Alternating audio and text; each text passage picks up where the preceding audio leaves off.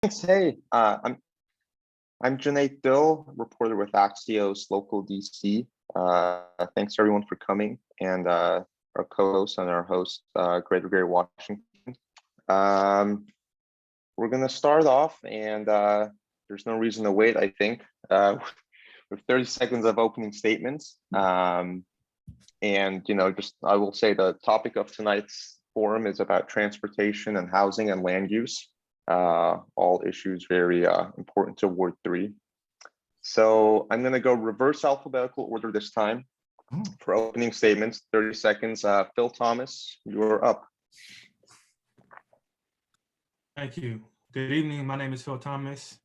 And my experience in Ward 3 goes back a decade when I was elected Advisory Neighborhood Commissioner in 2010 and the current chair of the Ward 3 Democrats and president of the Federation of Community Associations.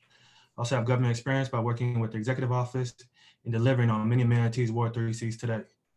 My core values and visions for Ward 3 council member are coordinated between the executive and the council, transparency with tough oversight and engagement by everyone feeling heard. You can find out more information on my website, philforward3.com, and I'm looking forward to answering any questions. Thank you. Thanks, Phil. Monty Monash. Hello, good evening, everybody. Thanks for having us. My name is Monty Monash. I'm a native Washingtonian. I've lived in AU Park for 21 years. My husband and I have two boys, ages 9 and 13. One goes to DCPS, another in a private school in the ward. My parents were very big into public service. My mother was an elected Democratic State Committee member for over 20 years and a Ward 1 ANC commissioner. My stepfather was a staffer to Delegate Fontroy his entire time in office. And basically being fully inspired by my parents, I've been involved with a lot of community organizations, boards and commissions to help provide city services throughout the district.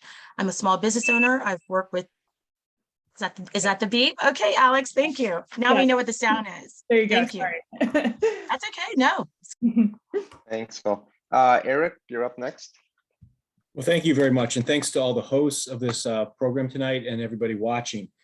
Post-COVID, we have a once in a lifetime opportunity to be able to transform how this city lives and how it works into a place that really reflects the climate goals that challenge us right now. And that's why I think this forum tonight is so timely. Now, I want to talk a lot tonight about fully funding Metro, how we change our tax law to incentivize people living downtown, how we fully fund our metro system and buses, particularly dedicated bus lanes and bike in the city. So I'm excited to talk to you about that tonight. My name is Eric Goulet, a proud resident of the Palisades and father of two young boys here. Thank you very much. Matthew Fruman. Thank you. I'm Matt Fruman. I'm running for the Ward 3 seat and hoping to carry on work that I've done in many other capacities before as an ANC commissioner, as the head of the Tenleytown Main Street, and now as the board chair for the Lisner home. I like to think that I have really delivered on lots of issues that are important to the audience here over the years, and I'm sure we'll check through them through the course of this event. But I believe I have delivered. I'm sure I will deliver, and I look forward to working with Greater Washington and the other groups going forward. Thank you. Thanks, Matt. And Bo Finley. Hi, all. Thank you, Greater Washington. Thank you, Ward 3 Vision. And thank you, my hometown, Cleveland Park Smart Growth, for hosting. And thank you, Kunate, for moderating this forum. My name is Bo Finley, and I'm running, like everybody else here, to represent Ward 3 on the DC Council. I'm an attorney. I'm an Advisory Neighborhood Commissioner in Cleveland Park. I'm the chair of Advisory Neighborhood Commission 3C, and I'm also a union leader. My wife and I live in the Quebec House, and I've got a robust plan I hope to share with you this evening. Thank you. Trisha Duncan. Hi, thank you, Janet, for hosting tonight. And my name is Trisha Duncan. I live in Palisades neighborhood. I'm looking forward to having a conversation about affordable housing tonight, Vision Zero. Affordable housing is very personal to me. Moved to Arlington, Virginia in 1979. My mom was a single mom, and my brother and I were on free school lunch, and affordable housing then was the key to my mom advancing her education and going on to be a working woman. So I'm looking forward to bringing those opportunities to Ward 3 and having this discussion tonight. about housing in the ward and serving the ward in the future. Also looking forward to discussing how we can make Vision Zero a reality. Henry Cohen is next. I'm Henry Cohen. I'm the high school kid in the race, as I'm sure some of you may have heard about. I'm running to make DC a better place to live, to grow up, and to study, and a better place for everybody in the city. I'm the only candidate here to have unapologetically said yes in my backyard, yes to new development, yes to affordable housing, yes to new public transportation options, and I'm going to continue to do so in the DC Council, saying yes to everything we can do to increase our affordable housing, increase public transportation options, more bike lanes, everything you can name. Deirdre Brown. Hello, I'm Deirdre Brown. I am a third generation native Washingtonian. I earned my Juris Doctorate at UDC David A. Clark School of Law here in Ward 3.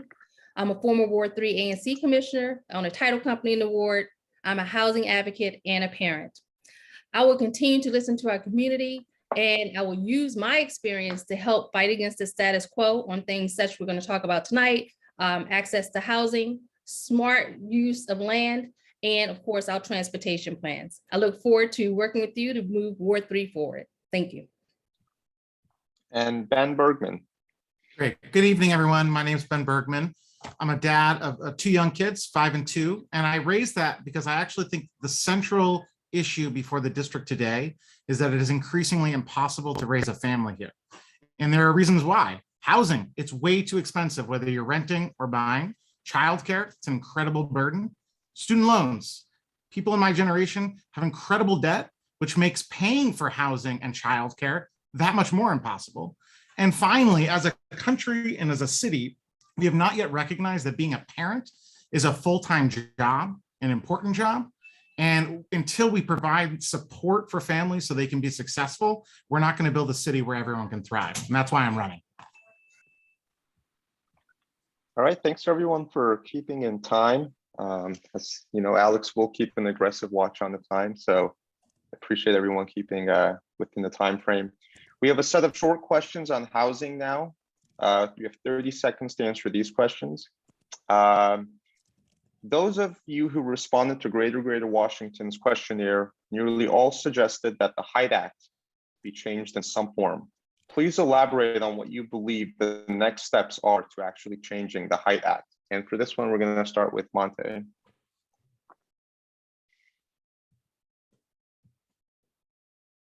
Sorry, just having a little bit of trouble getting to my off mute. So the HIDE Act, you know, it's a part of the celebration of the city. It gives a definition of what DC looks like versus the rest of the country.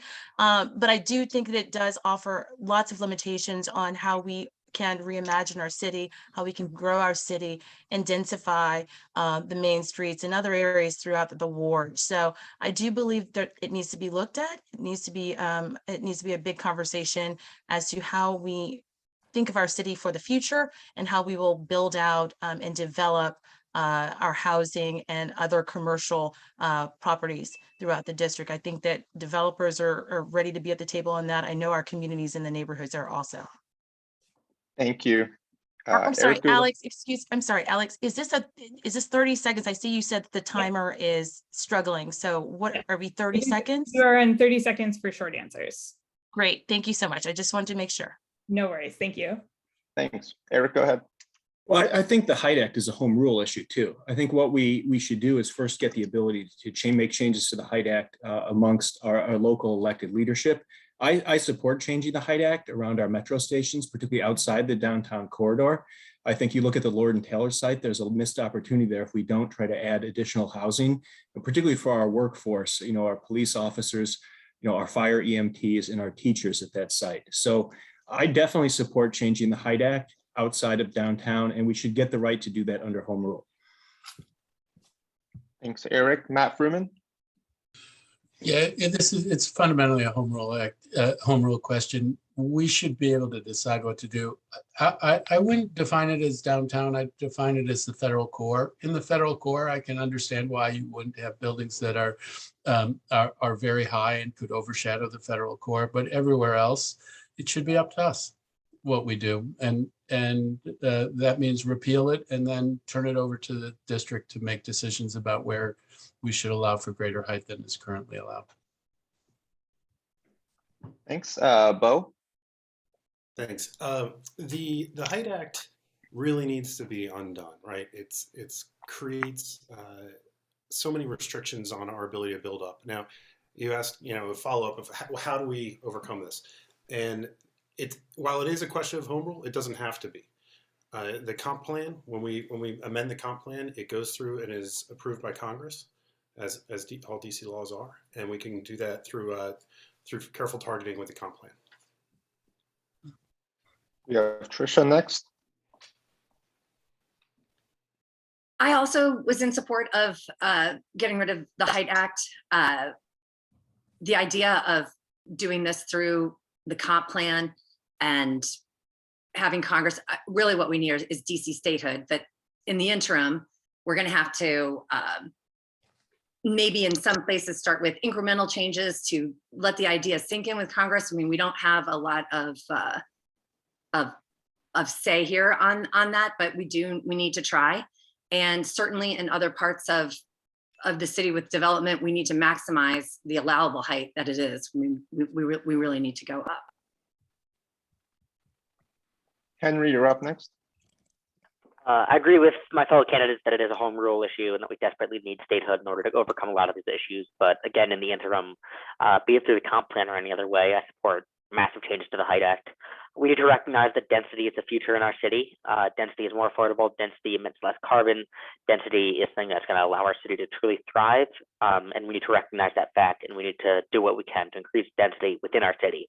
That means reforming the Height Act to allow taller buildings outside of our federal core in order to let more people live here.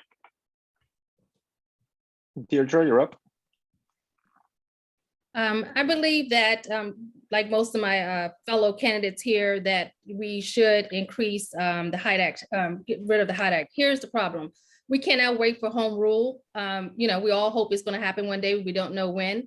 And we need more affordable housing and access to housing right now. I think that we do need to look within the ward at locations where we can implement something right away without having to wait. I also think that we need to make sure that as we're doing that, we're getting feedback from the neighbors who already live there, so we're not displacing people or businesses, and we're making sure that we're maintaining the character of each of our unique neighborhoods here in Ward 3. Ben, you're up next. Yeah, so I guess one thing, there was an opportunity to get rid of the Height Act a couple years ago, and people in the political class in DC actually lobbied House Republicans and House Democrats to not give us rights. It's unbelievable. I will never make that vote. I will never send a letter like that. One other thing is that obviously the Height Act is not the reason why we don't have more apartments in Ward 3. We're not building up to the Height Act. That's not what's under the discussion. So, it's important, but it's also a little bit of a distraction when we talk about Ward 3 issues because we're not even at that point. But, the Height Act, it leads to architecture that's boring and uninteresting because it's all boxy and up to the limits. We could be like London and have interesting architecture. I also find our architecture rather boring from time to time. You are Sure. over. Thank you. Oh, thank you. Sorry. It's okay. I need the ding. Where's The that ding might be a bell, bit Alex? Where's the bell? Can you hear my ding? We didn't hear your ding. I heard it when it came to me, but we didn't hear the ding. That's Okay, nice All ding. right. It's jarring. I'll do my best to double up. Phil Thomas rounding it out. all right. So thank you. I think we can't talk about the Height Act without talking about statehood. As home rule will leave or be done with when we get statehood. I think we all need to call our fellow friends in other states and promote statehood. We should all have statehood signs in our yard. We need to redo the Constitution and change the name of the state as it says the state of Washington. Also, we need to do the boundaries over again as things have been changed. But we need to promote statehood and get statehood, and then we can talk about the Height Act. Thanks all. Our second question, compared to the rest of the city, Ward 3 receives a lot of planning.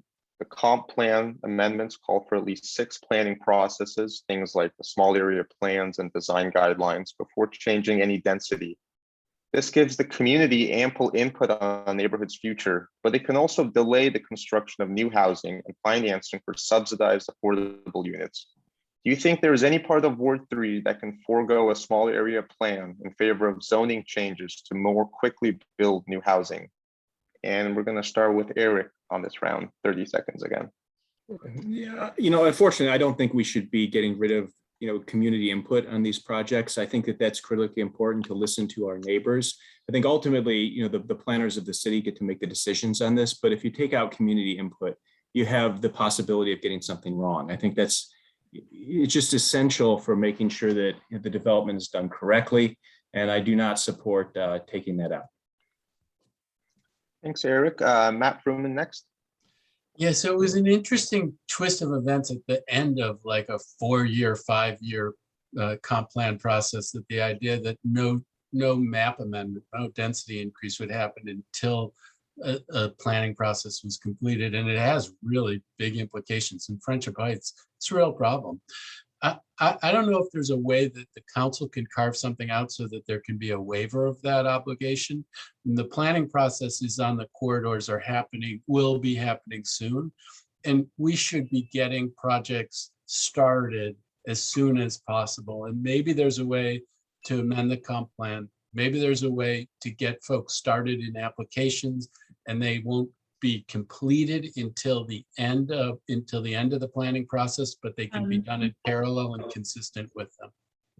Great, you're on time. I'm sorry about the ding. Clearly my efforts to replicate Councilmember Che's protocol is not going super well. So let me see if I can figure that out. Oh, go ahead. Okay, thanks, Kenny. So I think that question is it presents a false dichotomy. The small area planning process does not prevent housing from being built right now. The small area planning process is, we're going to see it on Lower Connecticut. We're going to see it in Wisconsin. It's not really something that is preventing housing from being built. I think that we can move forward with the small area planning process, which will allow for, I think, larger developments. And so I think that there's a lot of benefits to the small area plans. Thank you. Thanks, Bo. Trisha, you're next. I'm in support of community input. Sometimes our zoning here is very limiting, and when there needs to be a zoning adjustment or a zoning change and you go for that community input, developers can do more with the land. What I would change is, once you have ANC approval and once you have zoning board approval, we need to limit how much individuals in the neighborhood can then appeal that, because that process is taking up years of time. There's a project over in Spring Valley that's being held up in the appeals process, and now we're waiting 2 years for a project that's been approved by zoning. It had community input, strong buy-in, some individuals put in the appeals, and that needs to change. I'm done. Thanks.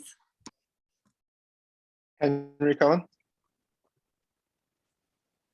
Although I do believe that community input is important, it's also important that people who need an affordable place to live can't wait, and neither can our planet.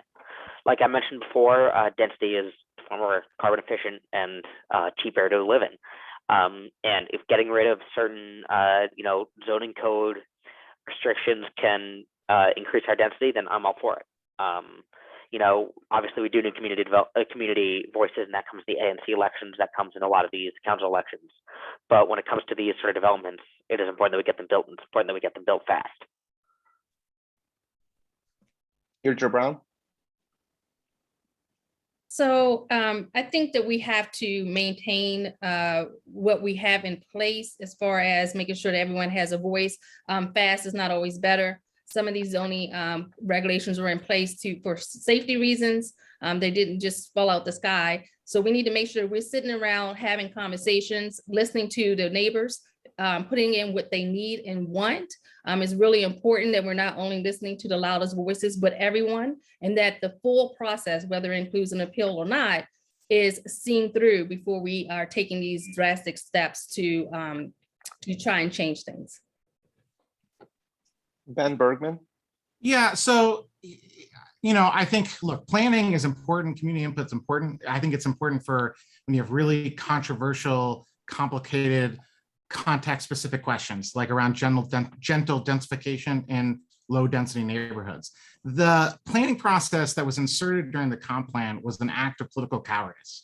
It was, I want to upflum, but I also don't want to be completely upflumming. I'm going to give the people who oppose it a little something. I'm going to split the baby. We need to be real about the fact that we should build apartment buildings on dense avenues near metro stations and not bog it down with years of unnecessary conversation. We've had a lot of debate about it. Let's move forward. And Phil Thomas?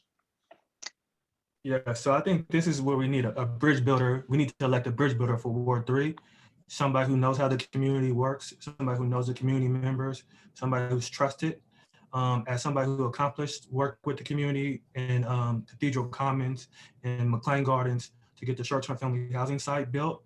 I listened to the community. I heard the community. I work with the community on the government aspect, work with the government to change some things to get the short-term family house accomplished. And it looks lovely there. The neighborhood is happy with it. The community's happy with it. And it's a proven project that the community got behind as well. And Monty? The question. I agree with a lot of my opponents here, the candidates.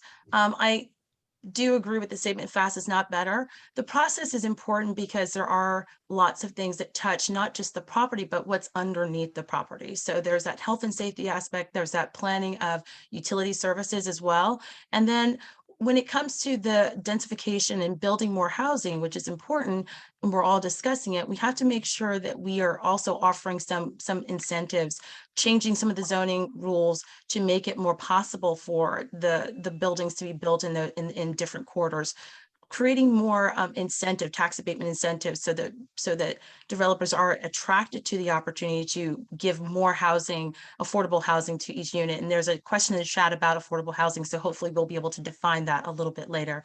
Go ahead, Alex, give me the ding. There Yeah, you go. there you go. Thank you. I'm like Thanks on pins and needles. Thank you. Next, when is a by right development appropriate and when is a discretionary project such as a planned unit development project appropriate?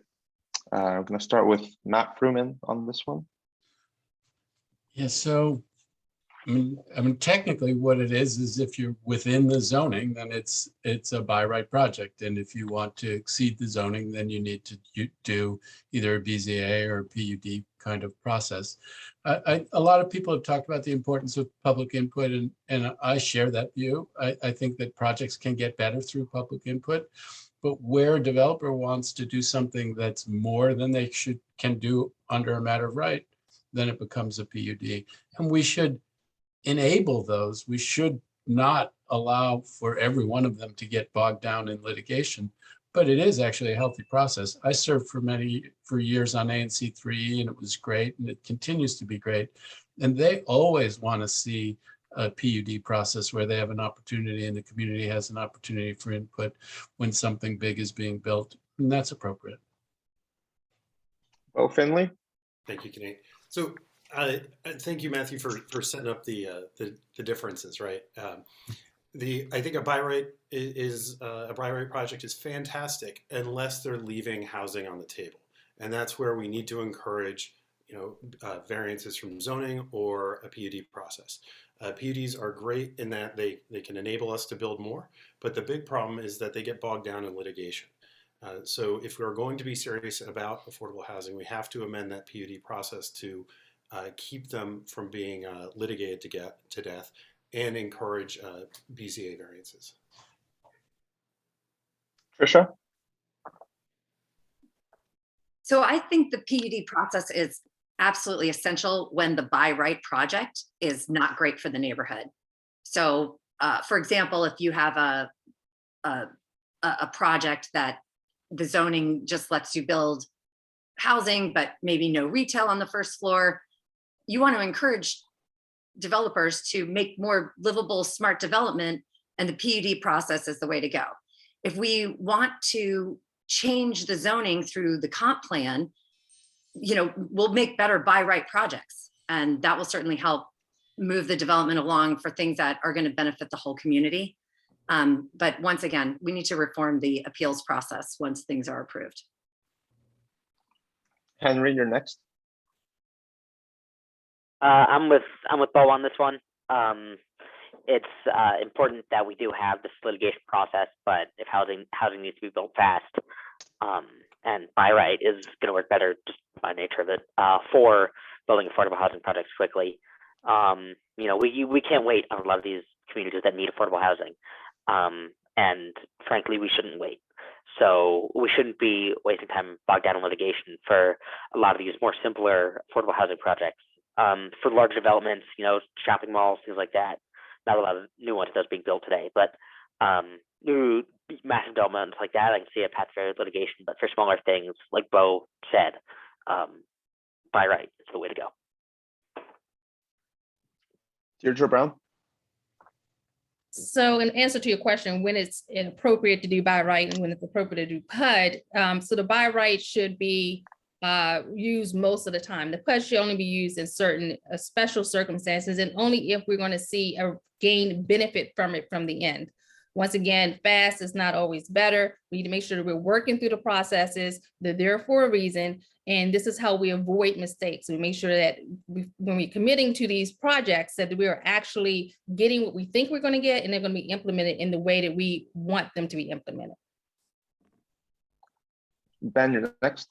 Yeah, so I mean, I think the biggest difference is that a PUD is expensive, and it's really useful for big transformative projects that you want to get right, both for the developer and for the community, because you're building something big and it can have a big impact, either positive or negative, if you don't invest that. I think the thing about by right development is we need to make sure that we're actually being honest about what we want to see and what we're willing to see in the ex ante process. Sometimes we have very low density and we are allowing people to go up as long as they go through this long process to build this very small structure. That doesn't make sense. We need to really put Thanks, the planning. Ben. That's 30. Thanks. Thanks. Sorry, guys. We're at Phil Thomas. Thank you. So by right is very important, and also PUD is very important, as long as you have community engagement and public input as well.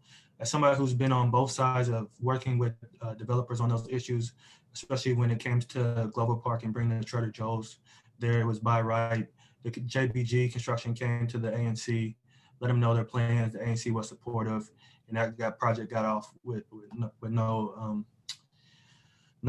community engagement, not community engagement, but no community input. And then also working in Tinleytown as well, when there was a PUD, they also gave the community. Thanks, input. Phil. That's time.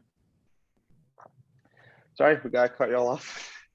Love to take all night, but we're trying to get to the NCAA tip-off night too. So, Monty Monash. Thank you. So you guys are very polite with cutting us off. That's very nice of you. So I think that with the by rights, I think really what's important here is that we have to be at the table with the developers before these projects start to be talked about. The developers are holding a lot of the cards, and we as a community, we as a ward have to be able to talk to them before they're attracted to the deal. We know what tracts of lands are going to be developed. This whole entire ward will be transformed in the next 10 years because there's so many vacancies. There's so many shuttered buildings. Oh, Alex, really? Come on. No warning. Thanks, Monty. Thank you. Eric Goulet. Well, thank you. I think what we need to do is the council needs to take this up. And what we should do is create public policies that expand the by right development for things that are really important, such as ground floor retail, particularly grocery stores, and then also workforce housing, where somebody doesn't need to go through the PUD process. If they build those amenities into the project, it doesn't trigger it. So I think there should be incentives built into the law to bring amenities the community wants and that we need in this city. Thanks all. Our next question is, given a 10-unit building, how many studio, 1-bedroom, 2 and 3-bedroom apartment units should it have? And we're going to start with Bo Finley for this one. Okay, a 10-unit building. Let's see. I think we'd need probably 2 3-bedroom units, given we have a big lack of larger units in this ward. And then having, a mix of 2, 1, and studios for the rest. I'm not sure what that exactly shakes out to, but we absolutely would need to have more 3-bedroom units. We have a lot of growing families in Ward 3, and we need to make sure that they have a place to live that they can afford. Trisha? So the question is a little bit odd, because if you have a 10-unit building with a lot of 3 bedrooms, the size of the building matters. But overall, my philosophy would be, let's get more multi-bedroom housing in these smaller buildings. We also need to think about schools. When we build multi-bedroom, the Ward 3 schools are already overcrowded. So we also have to think about infrastructure to support these families. But that's what I would like to see for Ward 3. Henry? I think the question is a little bit confusing, and I don't quite know the right word here, but it's not the right question to be asking. We should be asking, how can we get more apartments built? We can say, 3-bedroom apartments, things like that, but really what's most important is getting these things built. And we could talk all day about, we need this many 3-bedroom units, but really what's going to bring people here, what's going to make housing affordable was what I'm going to support. And people smarter than me, people smarter than all of us are going to be able to, tell us what the optimal way to do that is, and I'll listen to them. Henry, that's time. Thank you. Deirdre Brown? So I'm in support of a 10-unit building, if it's new, more than 50% being 3 to 2 bedrooms. Here's the problem. We need to make sure that if we are putting 3 and 2 bedrooms in, that they are affordable to our workforce housing, our families, our young families who want to stay in the ward. So it's not just about how big the unit is, but is it at a price point where people can actually afford to live in it? Ben Bergman? Yeah, I mean, I think there is a need for more family size apartments in the city, and that I think of a family size apartment as not just 3 bedrooms, but also 2 bedrooms. I live in a 2-bedroom in a family of 4. That's, I think 2-bedroom, 3 bedrooms, we need to have that mix, but also for seniors who aren't a fixed income, we need to have other size apartments available as well. The key is we need to build more housing. I don't know if there's a magic solution in terms of what every building should look like, but there needs to be a mix, and often it's easier. Yeah. Okay. Phil Thomas? Thank you. I would like to see all 2 to 3 building units, bedroom units.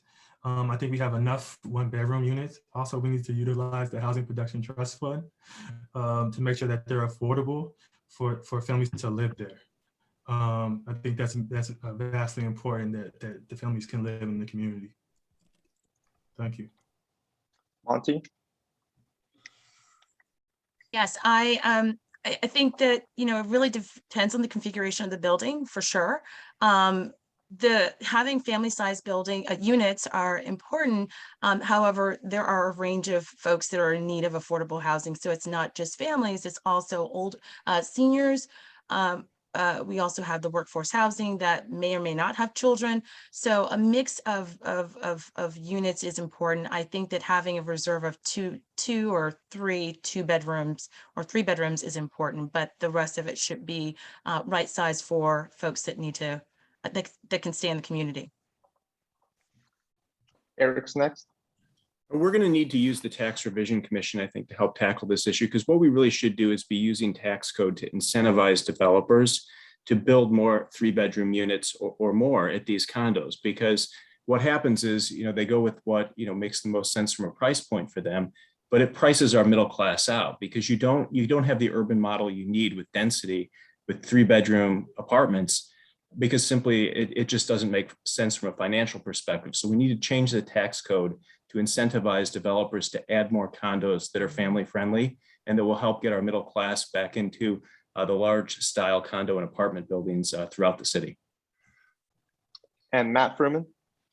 So it's a tricky one in the abstract. Clearly, we need to build more 2 and 3 bedroom units. I mean, one of the things that the market is driven, and I think Eric alludes to this, is that we have an enormous number of studios and 1-bedrooms that have been built in the last decade. There's been really an underemphasis on family size units. And so we need to do that. But it is also the case that one of the big populations for new housing is going to be seniors who are moving out of the houses that they're in and making room for other families to move in there. And the market for that is smaller units. So it needs to be a mix, and it's going to depend on the place. Thanks. We're going to move to some longer questions now. You'll all have a minute to answer these. This is a scenario that is happens often across the city, but it's not super hypothetical. There's a mixed use and mixed income housing development proposal under public review in Ward 3. Say the homes would include market rate units and affordable rental units for households earning between $25,000 and $100,000, subsidized with housing production trust fund dollars. Some neighbors support the development, others oppose it. Staff at the Office of Planning and other city agencies support the array of zoning and financial resources that the developer would need. A group of neighbors comes into your office in the Wilson building to lobby against the project. You know several of them from other neighborhood work. How would you explain your support for this proposal? And we're going to start with Trisha for this one. Thank you. So I have, in my course of working with the PCA, stood in front of my neighbors on many occasions and have been shouted down that our progress or this sidewalk or whatever was not a good idea. I am not afraid of this challenge. I always engage and explain. And if I feel like this is the right thing for the ward and we need more housing and we need to do it, you engage and you explain and you move forward with what is, you know, to be morally right and the right thing to do. And that's what you need to do. I have no issue with disagreeing with a neighbor because I know the next issue that comes along, we can work together on the next project. I don't burn bridges. I am a consensus builder, but sometimes you just have to do what's right and you engage and explain. It's been my mantra for years. Henry Cohen's up next. I simply take a moment to explain why we need affordable housing in the district. You know, this is the kind of thing when I say I'm a yes in my backyard candidate, I'm going to be a yes in my backyard council member. And that means saying yes to projects that bring more affordable housing to Ward 3. It's important that people have the opportunity to live here, to work here, to experience the same prosperity that I experienced and that all of us experience living in the best ward, in the best city, in the best country in the world. And I explain that to them. You know, and I think that we can all relate to wanting to live in as amazing place as this is. Getting to grow up here has been an honor, and I want people to experience that. And that means that we need more affordable housing so that people of all walks of life can experience it. And that means that I'm going to say yes to something like this. I'm going to say yes in my backyard. Deirdre, you're up next.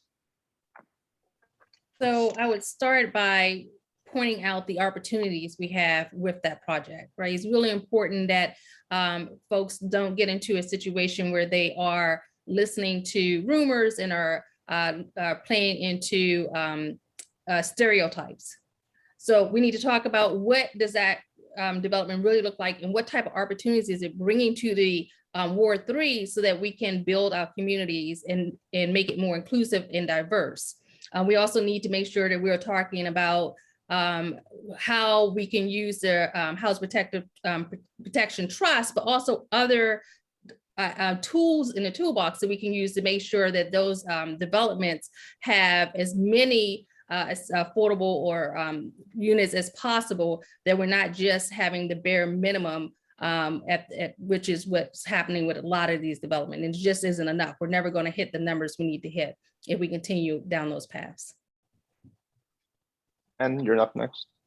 Yeah, so I guess I would say to begin with, you know, I believe in my neighbors. I trust them to be good people and thoughtful, because that's always been my experience when dealing with difficult issues. And I think, you know, it's very clear where I come from. I want this to be a place where people can raise a family. I want there to be more housing at all income levels in Ward 3. I will say, I think that we got to not make the mistake of being dogmatic when it comes to a project that is better than nothing, there are often ways to make it better. And people may be right about the fact that the developer could do more on X, Y, or Z. What we can't do is give in to concerns that really are sort of a front for something more insidious. But when people are concerned about traffic, or they're concerned about the look of a building, or they're concerned about the lack of amenities, those are all things that actually are important, and we should talk about it, while still maintaining our focus on building more housing and getting to yes in a way that is positive for everyone. Phil Thomas. Yes, so I have extensive experience dealing with the community on hard issues and getting things accomplished. I've listened to the community. Every time I cut my grass, somebody in the community comes up and talks to me about an issue or talks to me about something that we need to get done. I have proven results as somebody who worked with the community to get the short-term family housing site built in Cathedral Commons. Somebody who has extensive experience working with the Hearst community to get the pool and project built. I have extensive community in the Palisades to work with to get the recreation center remodeled in 2016. I have extensive experience working at Hardy Recreation Center, getting it redone and getting 50 million investing in getting a dog park there. So I have had those tough conversations with community on getting things accomplished and construction approved, and getting the community to understand that they're gonna benefit from it long term. I have proven results. Thank you. Monty. Thank you for the question. I believe that we are a better city when we are more diverse. This is not a monoculture that we're living in here in Ward 3. And listening is very important because everyone should have their voice heard.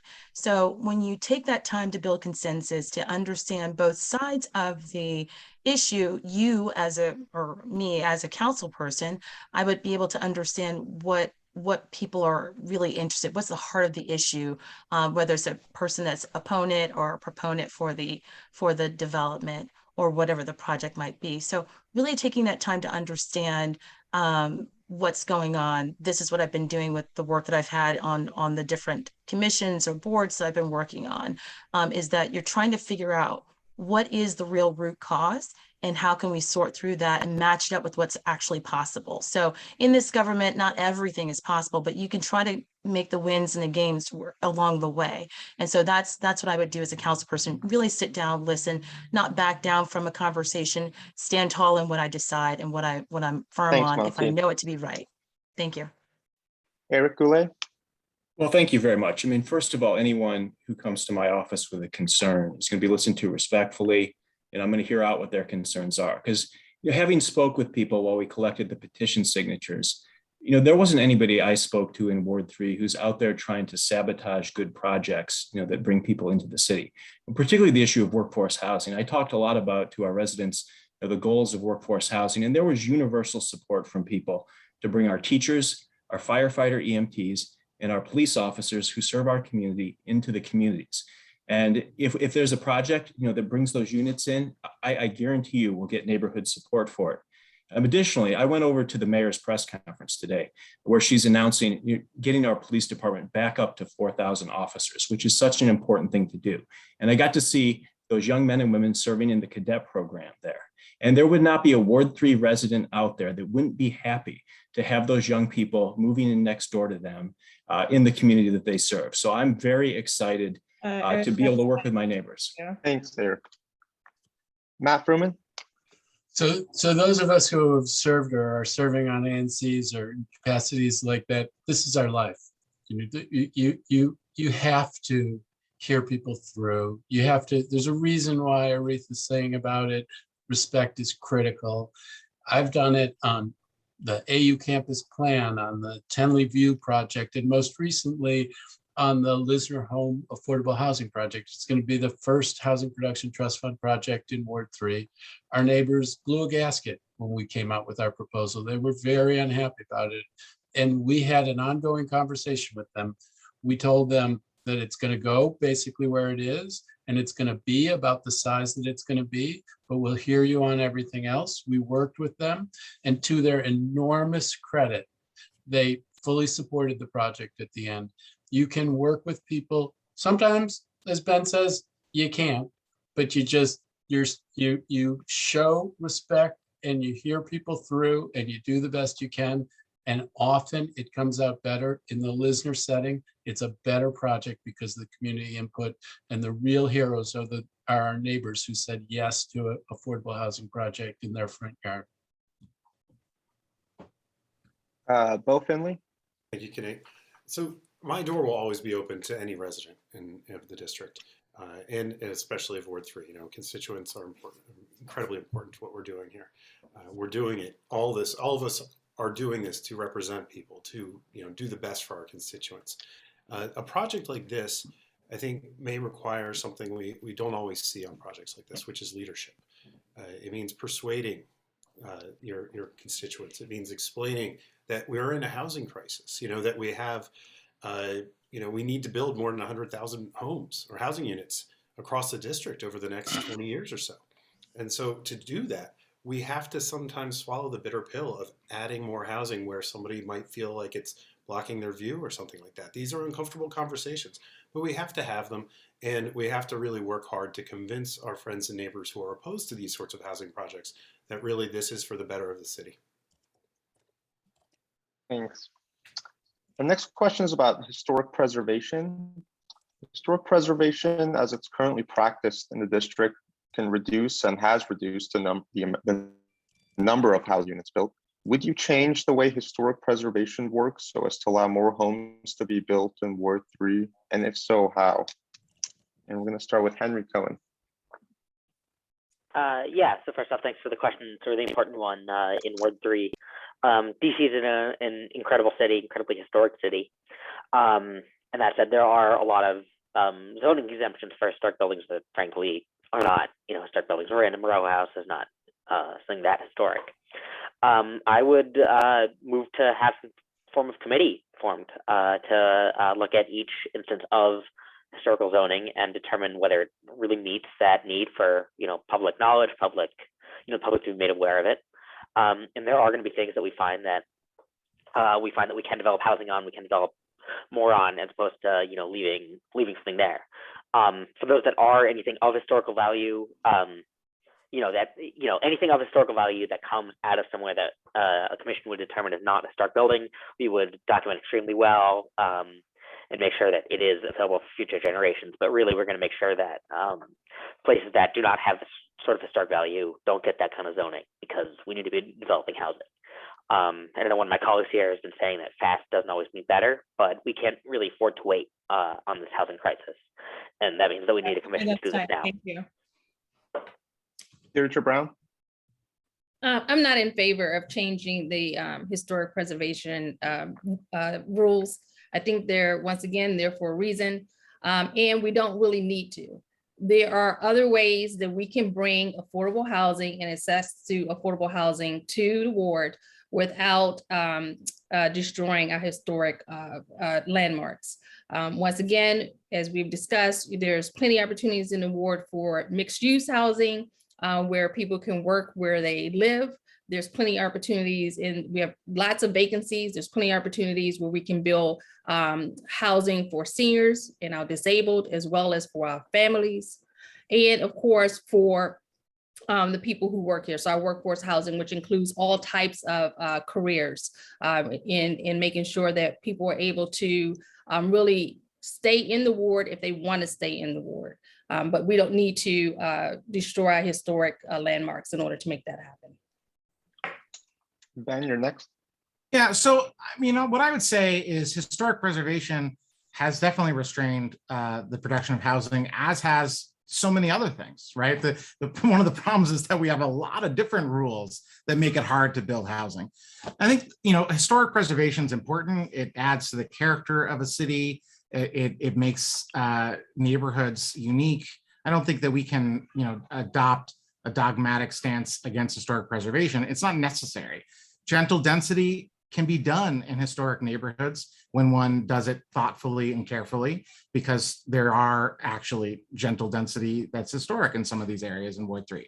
But also, we need to look at ways to allow for solar panels, other things that can live comfortably in a historic district or near it.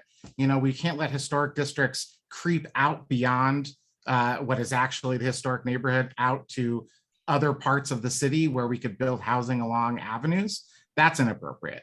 But I will not, you know, seek to unwind historic neighborhoods. Phil Thomas? Yes, so historic preservation is there for a reason. As somebody that's dealt with it on issues with businesses and housing as well, we definitely have to look at exceptions as well. And an example I would give is I work with a business on Woodley Park who went to put an awning and couldn't put an awning because of the historic landmark on it, when all the other businesses in the area had an awning. So we definitely had to work through that, and they finally got their awning put on. So we definitely have to look at exceptions, but I wouldn't get rid of historic preservation. It's there for a reason. I agree with other candidates that we can find housing elsewhere, or finding other locations to put housing, affordable housing there. And we can and keep the city as vibrant as it is. Monty? Yes, thank you again for this question. I live in a house that was built in 1897. So I'm definitely in favor of the historic process. I think that we can learn a lot from the older buildings that we have in our city. They create charm, they create wonderment of the history of where we have come from, and just remind us of how important it is to, you know, see those landmarks to remind us of who was there before us. So this historic process is part of that that checkbox of what you need to do when you're going to build here in the District of Columbia. And so I think that when we are thinking about site locations like the Lord and Taylor site, for example, we have to be very intentional about how, if it becomes historically designated, how will we be able to refashion that, think of that differently, to build housing, to build a mixed use situation that could be accommodating for the neighborhood that we have, you know, that will be engaging with that space. So the process itself is, thank you. I don't, thanks. Thank I need you. a timer. Eric, you're next. You know, I think oftentimes the extreme examples are the ones that make the news on this. I don't think there's a lot of abuse right now in our historic preservation process. I think what you'll see is, you know, unusual cases where somebody is trying to block something, and that's what makes the headlines. I think generally I would like to see tweaks to the process, but not a large overhaul or abandonment of it. I think it's important, you know, but for areas like the Lord and Taylor site, where we really do need to make that a showpiece for what we're going to do with DC in the future, we need to look at, is that really something that we need? I think not. I think we need to look at the balancing proposal to that, which is we need to add housing there. We need to add ground floor retail and really make it something that shows what we can do around our transit. So, you know, it is a balancing process here. I think the abuses are a bit overstated, but when they do come up, I would look at tweaks to the law to make sure the process isn't abused. Matt Fruman? Yeah, so this is a hard one, and one I've been thinking about lately because the Listener Project, we're going through a historic process on it. And one example I think about is the Deal Gym, which has got a kind of pink brick, and then it sticks out in front of the historic Reno School. And the historic Reno School is really a very important monument in our area. And it wasn't designated at the time the deal was built, and it was a mistake. If people had it to do over again, they'd reorient that gym and have an open view of the Reno School. And yet, on the other hand, the historic preservation process can be used for purposes to simply to block development. And maybe there's a way where we amend the law to give guidance to the HBRB that one of the factors that they need to consider is adding housing, and which is an important priority, and that things like density, if they're not related to the preservation of the historic property or the view of the historic property, shouldn't be taken into consideration. Matt, you're at time. Thank you. Okay. Bo Finley? Thank you, Kinate. So I'm chair of ANC3C. We have 2 historic districts within our commission, and you know, we've seen the weaponization of historic preservation to prevent the addition of housing. And so I think we need to really look at that. I mean, how are these historic guidelines determined and developed? Frequently, they were done so in anti-democratic ways. The neighborhood character they're preserving is coming on the heels of restrictive racial covenants, and so they've cemented this very white legacy. Historic districts in parts of Ward 3, at least, have preserved privilege and inequity. So we need to work on that. We need to see what we can do if we have to, remove mass and height from historic guidelines or from his HPRB review, or if we create a process that allows for the unwinding of historic districts, or even the creation of historic guidelines in a democratic way. I think we'd be doing a great service for the city. Trisha, you're next. So I'm a firm believer that we need to tweak the historic. I'm with everyone. There's a place for it, but I have seen more often and not in my experience that it is a way to block some development. We have a historically designated parking lot. I would be in strong favor of some process, likely laborious, for property owners and neighbors to choose in the future property owners that they might want to take down that designation to make room for more housing. I believe that the process is used too much to abuse and prevent development. So I'd like to see some tweaks. All right, we're going to move on to transportation questions now. Some short answers, 30 seconds. First off, how will you get to work? How will you get to the Wilson Building? And if you'd like, feel free to tell us your neighborhood. We're going to start with Deirdre. I live in the Palisades, and so I will most likely drive to work. As much as I know everyone wants to cycle, everyone cannot cycle for various reasons, including health reasons. So just put it out there. And so I will be driving the car to Wilson Building. And Bergman? Most likely I'll be on a bus stuck in traffic on Massachusetts Avenue. You can walk by and wave at me because we have such a terrible transit system and I live miles from the metro stop. And so that's what I will do. Probably, or take the bus to Tenleytown and take the metro or something along those lines.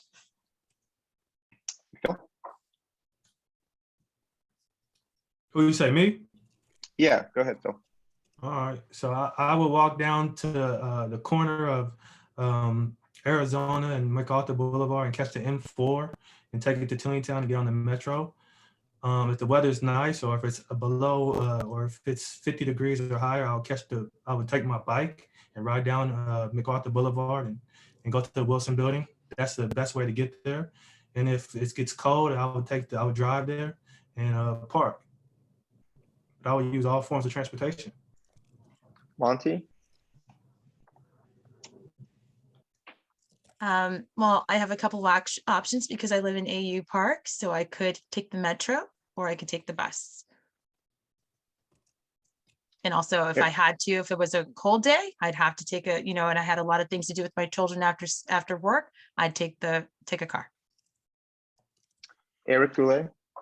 So, I just gave up my job working at the Wilson Building, so I can tell you what I did do. So what I did is I ran actually 3 days a week to and from the Wilson Building. It's about 6.8 miles from my house to and from the building. One of the challenges, though, at the Wilson Building is they don't have enough shower facilities at the building for people who want to bike or run to the building. And I think what we need to do is across the city, incentivize buildings to add facilities so people who want to run or bike to work or walk can have the ability to shower at the building and then be able to go to work. So that's something that's really important to me. Now, I drove the other 2 days. If I was council member, I'd take the bus. Thanks, Eric. Thanks, Eric. Matt Fruman, you're next. Yeah, so I also live in AU Park and the metro is an option. I, for years, rode my bike back and forth downtown to work. It was great. It was a great way to begin and end the day. Particularly begin the day going downhill, coming up at the end of the day, coming up Massachusetts Avenue. By the time I got home, I'd eat 4,000 calories worth of food and it didn't do me any good. I now have an electric assist bike And I would definitely be riding that electric assist bike back and forth through the Wilson building. And it would have to get pretty cold for me not to do that and take the metro. Bo Finley. Well, I commuted by metro or bike for 20 years to Southwest DC and to Georgetown Law. So I'm quite familiar with both the metro system and how to get downtown safely. I think that I would probably, on beautiful days or on nice days, if it's over 50, I'd bike. I live in Cleveland Park. The problem with that is on the way back, the ride up Porter Street is kind of brutal. So I'm looking forward to the Connecticut Avenue bike lanes so I could bike up Connecticut. Otherwise, I'd take the metro from Cleveland Park to down there, and it'd be a pretty quick ride too. Trisha Duncan. So when I worked downtown, the M4 to Tenleytown Metro was the easiest way to go, but I will say that the M4 is scarcely running these days. So perhaps if I'm a council person, I can help get that M4 humming again, because it's the lifeline of Palisades to Tenleytown. So I'm looking forward to making that a reality to get that Metro access for us. And Henry. I'm gonna leave the house at 7:15 a.m. Walk over down to the corner of Wisconsin Avenue and Calvert Street. I'm gonna take the 33 bus to the Wilson building, and I'm gonna get there an hour early every day. That's gonna be at the beginning of my time on the city council. By the end of my time on the city council, I'm gonna be taking the Wisconsin Avenue Metro line. All right, our next short question is about where would you like to see a dedicated bus lane? And I think let's keep it in Ward 3. Where would you like to see one in Ward 3? Ben Bergman, you're up first. Yeah, I think Wisconsin Avenue is the avenue that we need to talk about reimagining for a few reasons. One, it's, has a lot of safety issues, just like Connecticut. I used to cross the street with my 3-year-old at daycare, and it's a perilous street to cross as a pedestrian. It's also, Glover Park is extremely dense and they have no metro. And so they rely on the bus, as do the folks all along that stretch. So I think that's where we need to start. Although I agree with Henry that we need to be talking seriously about metro expansion. Although I think that's probably not a 4-year project, unless Henry meant that he was going to be there for a couple decades, which I can imagine. Phil, you're next. I would say Wisconsin Avenue, especially Lower Wisconsin Avenue, as we have the circulator that goes that way, and we should really utilize the circulator and leverage the circulator to go more into the Ward 3, as well as around Upper Ward 3 as well, so we can have a dedicated bike lane, but a dedicated bus lane, so the circulator can get through Ward 3 and go downtown as well. Monty. And so I think Wisconsin Avenue is also is a place to definitely look at dedicated bike lanes. We don't have any such situation right now, and the planning should be there. I think unfortunately the circulator coming through upper northwest on the Wisconsin Avenue line might not be possible. They just had a huge investment in Ward 7 with the circulator system, so I don't know how likely that will be in the next 4 years. But it's an idea to start thinking about and planning for in the future. Eric. Well, I think we need to think really big with our bus lines and our bikes. We need to have dedicated bus lanes throughout the city. The reason people aren't taking the bus right now is because it's not convenient and it's not reliable. So we need to make it both. We need to make dedicated bus lanes. So when you look at your trip comparison between driving versus taking the bus, it's roughly comparable. And then people will start taking the bus because people don't really want to drive downtown if the bus is reliable and they can count on it to get them there in a timely manner. So that's what we need to do. I think we should look at Wisconsin Avenue for dedicated bus lanes. I think it's absolutely important that we do that throughout the city. Pat Fruman. Yeah, so another vote for Wisconsin Avenue. There's a lot of bus traffic on Wisconsin Avenue. There would be more, and it would be more widely used if we had a dedicated bus lane. So I think it's the obvious choice, and lots of people have said why it is. Sinead, in Ward 3 is the obvious first choice. I'm going to take my extra time though to say there was something in the chat or on Twitter about a compromise on the Lisner project. And I just want to say we started with a 93 unit project and we ended with a 93 unit project. We didn't compromise on the things that are important here. Thanks, Matt. Bo Finley? Thanks, Kenny. So yes, I agree. Wisconsin Avenue, it's obvious. You know, we've got City Ridge development coming online. We've got the 4,000 Wisconsin Avenue development coming online. We've got lots of students at Jackson Reed who ride the bus. We absolutely need to have dedicated bus lanes on Wisconsin Avenue. You know, these are great for the environment. The more regular bus service we have, the more connected we are as a community. So, you know, short answer, Wisconsin Avenue. Trisha? I'm going to sound like a broken record, but I'm going to say Wisconsin Avenue. Moving people around more quickly with public transportation, people will do it. Someone came over to our neighborhood and they showed me the difference between driving and taking the bus. And driving was 15 minutes and the bus was an hour and 10 minutes. Nobody's going to be taking public transportation if those are their options. So Wisconsin Avenue, I'm looking forward to visiting the City Ridge project and the retail there when it opens, and I'd love to be taking a bus. Henry? Yeah, I'm gonna use a bit of a visual aid here, and similar idea to Trisha Duncan. This is how long it would take. I don't know if you can see this very well. How long it would take to drive to my school? 10-minute drive from my house, Clever Park. And if I wanted to take the bus, 30-minute drive, 3 times the time, and that's just down Wisconsin Avenue. I like to say that I'm yet to see a bike lane proposal I don't like, and I got to say the same is true about a bus lane. You know, we need to be moving less. You know, we need to be moving away from our car-dependent infrastructure. That means dedicated bus lanes, dedicated bike lanes, protected bike lanes, pretty much anywhere where they would help people get to work. That means Wisconsin Avenue, as everybody here said, but that also means potentially stretches of Nebraska Avenue or Connecticut Avenue or any of our major arteries. I support bus lanes. And Deirdre?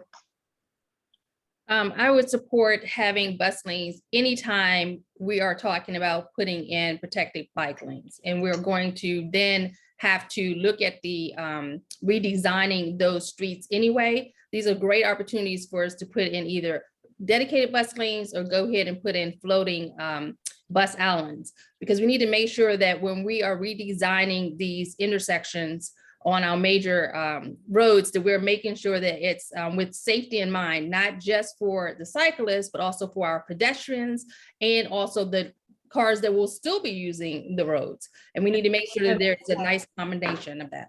Thank you. Thanks. Our next question on a sort of similar note, what about a protected bike lane? Where would you want to see one of those? And we're going to start with Phil Thomas. Connecticut Avenue. I'm playing. So Connecticut Avenue is the easiest way, as we have a protected bike lane that's going in already. That's ANC 3C, ANC 3F, and ANC 3G all supported, as well as the mayor and the council.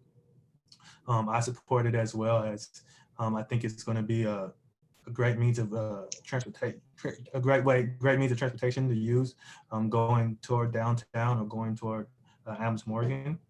So I would say Connecticut Avenue. I think you also have to look at traffic going on the side streets, which is very important and should definitely be looked at. That's time. Thank you. Alex, you're supposed to give me a couple seconds. Thanks, Phil. Monty? Sorry, Phil. I mean, it's tough, right? When you don't get the ding. So I think, you know, we're all going to say the same thing. So, I mean, maybe, you know, Connecticut Avenue is definitely right where we are right now. We have Concept C. We're actually any day, any week, any month now, we're waiting to hear back from DDOT on the acceptance of that plan. We're going to miss Ellen Jones at DDOT, who was a great bike advocate. She was kind of the original bike advocate. And so I think that having protected bike lanes is important, making sure that throughout the city that we look at bike lanes as being a part of the routine maintenance and not just the capital budget. Eric? Yeah, I think Connecticut Avenue, certainly, as others have mentioned, I think we also need to look at all around our schools and find how we can make sure our kids can bike safely to and from school, and then how that connects to a major protected bike lane. So I would focus my efforts around our schools, you know, particularly now as we're looking at bringing a new high school to MacArthur Boulevard, to make sure our students can get safely to and from that, including looking at making sure that the students can use the trail to make sure they access the school once that school is open, which will be just in a few years. So we need to get to work now. I'm looking to make sure we can get our kids safely to and from school on MacArthur Boulevard.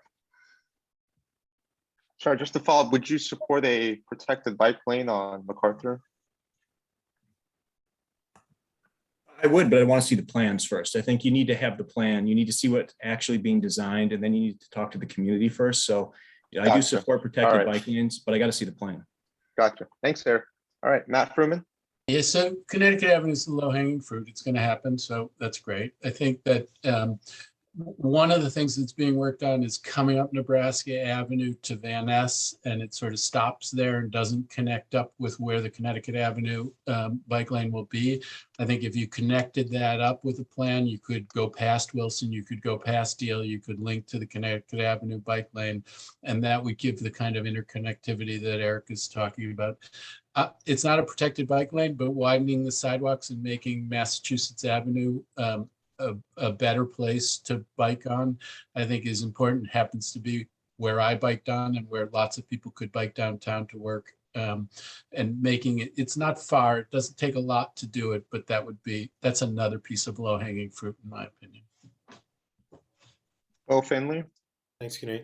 So obviously, Wisconsin Avenue would be a great place. The Connecticut Avenue bike lanes, I would see through first before moving to a next one. But my next ones would be Wisconsin Avenue, Massachusetts Avenue, all the way down to DuPont area, and then Nebraska Avenue.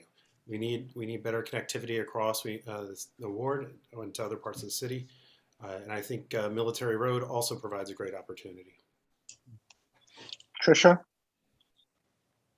So I'm going to focus on my side here. I can see protected bike lanes from Ward Circle down Loughborough. And I'm going to go on the record here and say, I'm not going to support bike lanes on MacArthur because there is already a trail there that is ripe for bike lanes. It's the trolley trail. It needs to be the bike lane. It goes straight to the new high school that they're going to be building. It absolutely needs to be done before we spend the money doing something on MacArthur Boulevard.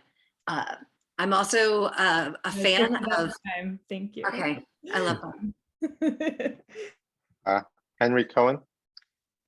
Short answer, everywhere. Like I said, I'm going to see a bike lane proposal I don't like, and I mean it.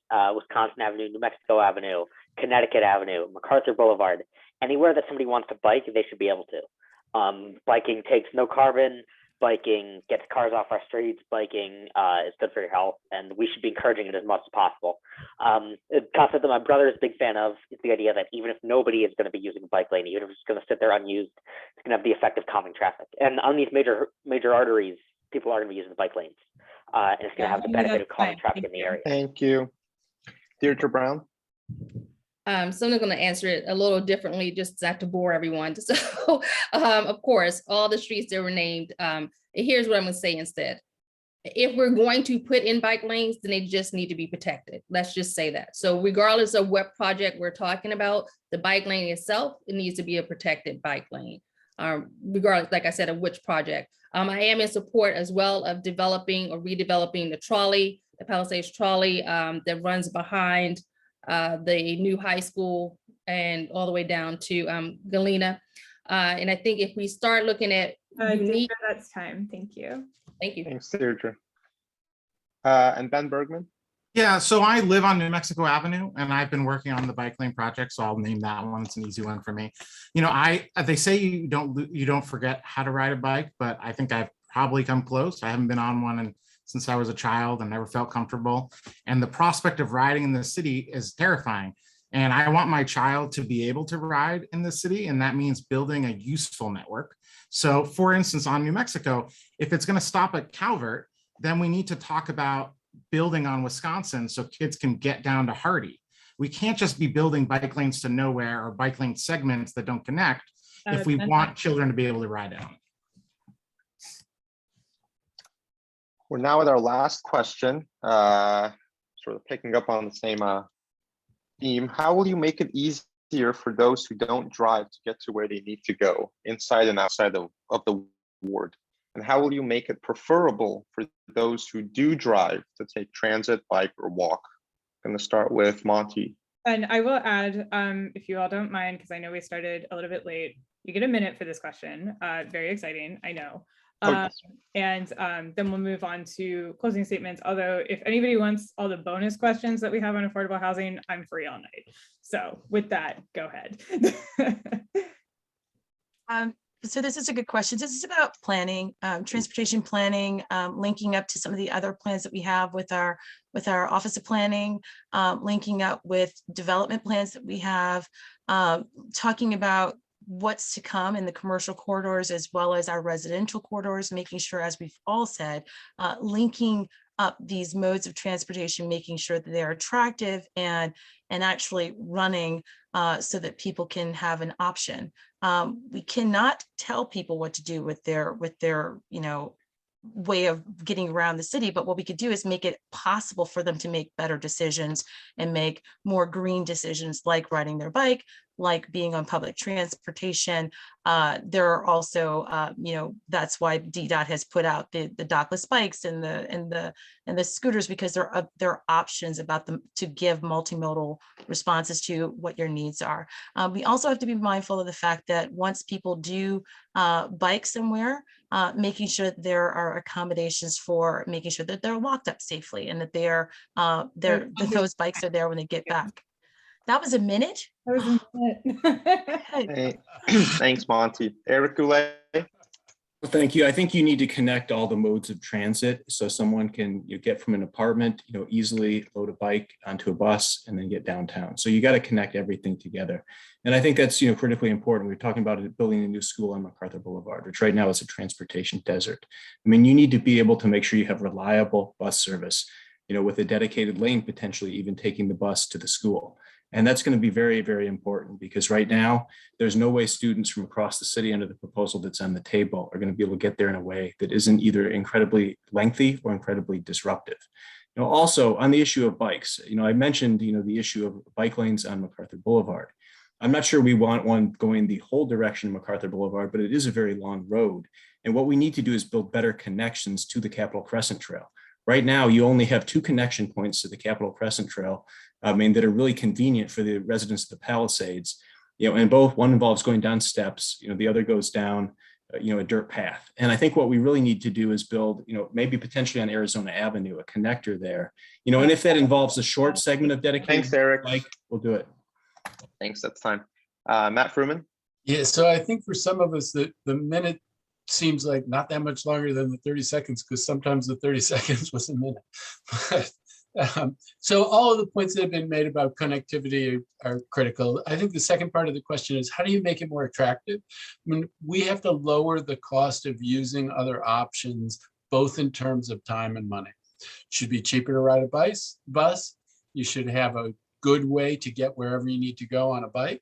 There should be other options, like Monty referred to, the bike share and scooters. We have to make it so that it is easy for people to make another choice, that it's more attractive for them to make another choice. One of the things that we need to be looking at over the longer term is congestion pricing, and how we capture the cost of the congestion and all the traffic in the city. You had 5 seconds there, Matt. I'm going to give it to somebody else. Okay, Bo Finley. Thanks, Nate. Thanks, Matt. Maybe I'll take you up. So we got to think about, the question is, how you make it easier for those who don't drive. That includes lots of different people, right? That includes those who choose not to, seniors, people with disabilities. And what do we do to incentivize taking the bus, taking bikes? We have to lower the barriers. That means lowering the cost, making things more safe, and increasing the speed at which people can get to where they're going. So decreasing headways. And we do that through regular, reliable, and relevant bus service. We do that with, making metro access better. We do that with more bike share stations. We do that with more protected bike lanes. Once we've lowered all those costs to using these better transit options, these more environmentally friendly, these safer transit options, I think we'll see people start to utilize the infrastructure we're putting in place. Trisha.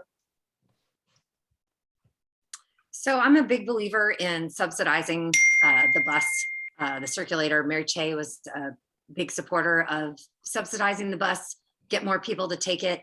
I think bike lanes should be protected and connected. Unfortunately, some of our transportation systems are made in conjunction with Virginia and Maryland and DC. I think that to move people around the city, DC is going to have to look for more transportation that they control within the city. That protected and connected bike lanes, more circulators that are subsidized, bus lanes, make the bus attractive by making it as convenient as driving. Henry Cohen.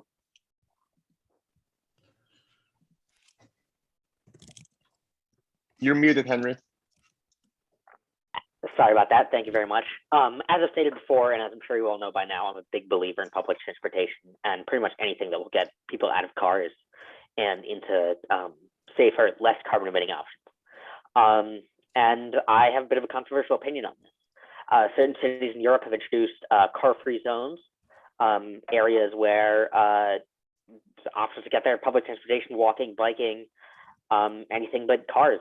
And I think that that's a concept that would take a lot of work, but it could be something that could be successful here in DC. DC should be a city built around public transportation. We need to be a leader in the move away from cars that the world's going to see. And we can do that by expanding our metro service, expanding our bike lanes, expanding our bus lanes, everything we can to get people out of cars. Somebody mentioned congestion pricing. That's a great idea. And anything that's going to build a better city for us. I know that people have been talking a lot about safety in the chat, and the safest place for people to be is the safest place when it comes to car accidents is somewhere where cars aren't that much of a factor. And you could pilot a car-free zone. And I think that's something that DC needs to look into. But most importantly, we just need to be funding our public transportation. Thank you, Henry. As much as we possibly can. Thanks, Henry. Deirdre Brown. I think the three biggest barriers to why people sometimes who would want to take public transportation don't is reliability, convenience, and affordability. So reliability, my son right here is late for school quite often. I mean, he should get up a little earlier, but the bus doesn't show up. It just doesn't show up. Not that it's late, it just doesn't come. So we got reliability issues, convenience. When I used to take the metro, used to take the red line to work downtown in DuPont Circle every day when I worked at a title company down there, it was not convenient. It was overcrowded. Once again, sometimes it didn't come on time. And then, of course, affordability. It was very expensive to take the subway. It's something you have to, if you are on a budget, it can really eat into your budget each month. If each way you're paying $5, with the super peak or whatever they call it. So those are the issues we need to address in order to get more people to take public transportation. Ben? Yeah, I mean, so I think, a lot of people have made the same points. We need a home rule transit system, which is the circulator and the streetcar, which is something that we often forget about because we want to narrow our ambition as a city. But we need to use both of those to fill in the gaps in our existing transit system that was built for commuters. And I'll just say, just to step back, I made a joke about the bus traffic, but the incredible anger of some of the people who live in my building. I was talking to a 9-year-old gentleman a couple of weeks ago when I was getting signatures. He has to take taxis everywhere because the bus doesn't come. Sorry, they're gonna need their blanket. But we need to invest in infrastructure so the buses are reliable. And I'll cede my time and get the blanket. I'll be right back. Thanks, Ben. Phil Thomas. Yes. We need to expand the bus service and the bike lanes across Ward 3. We also need to incentivize not just teachers on biking or getting a bike. We need to incentivize other DC residents as well. I got involved in biking when I was a school teacher, and they gave me a $50 credit each month to ride my bike instead of driving my car. I love biking so much, I decided to ride every day and got accustomed to going to work. And when I started working at the Wilson building, I rode my bike when it was weather that was acceptable for riding. So we need to really look at incentivizing people to get to work outside of cars. I agree with Councilmember Charles Allen's bill by giving $100,000 tax credit to every individual to take transit each month. I support that as well. I think that's the way to go, and that's the way to moving forward. And I think that we need to do that. Thanks. We're on to closing statements now. You'll have 30 seconds for these. Eric Goulet, you're up first. Well, thank you. As I said in my opening statement, we're at a point where we have a real opportunity to redesign both how we, live and work in the city. What we should be doing is looking at the opportunity the Tax Revision Commission presents to us right now to basically redesign our system with dedicated bus lanes and a dedicated funding stream for our metro system here in the district. We must preserve transit options, or we will not be able to move our city into the next generation where we're on the leading edge of climate change. Mary Cheh led the nation in terms of her leadership on climate issues, and we must have dedicated bus lanes and a reliable metro system That's time. that can do that. Matt Furman.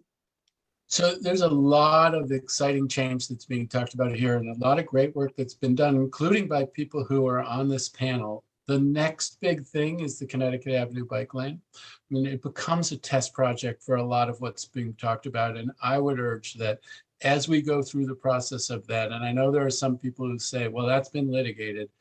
Let's do that in a way that can get the greatest buy-in from as many people, from as many communities as possible, because if the Connecticut Avenue bike lane can succeed, then the barriers to doing lots of the other things that we're talking about get lower and lower.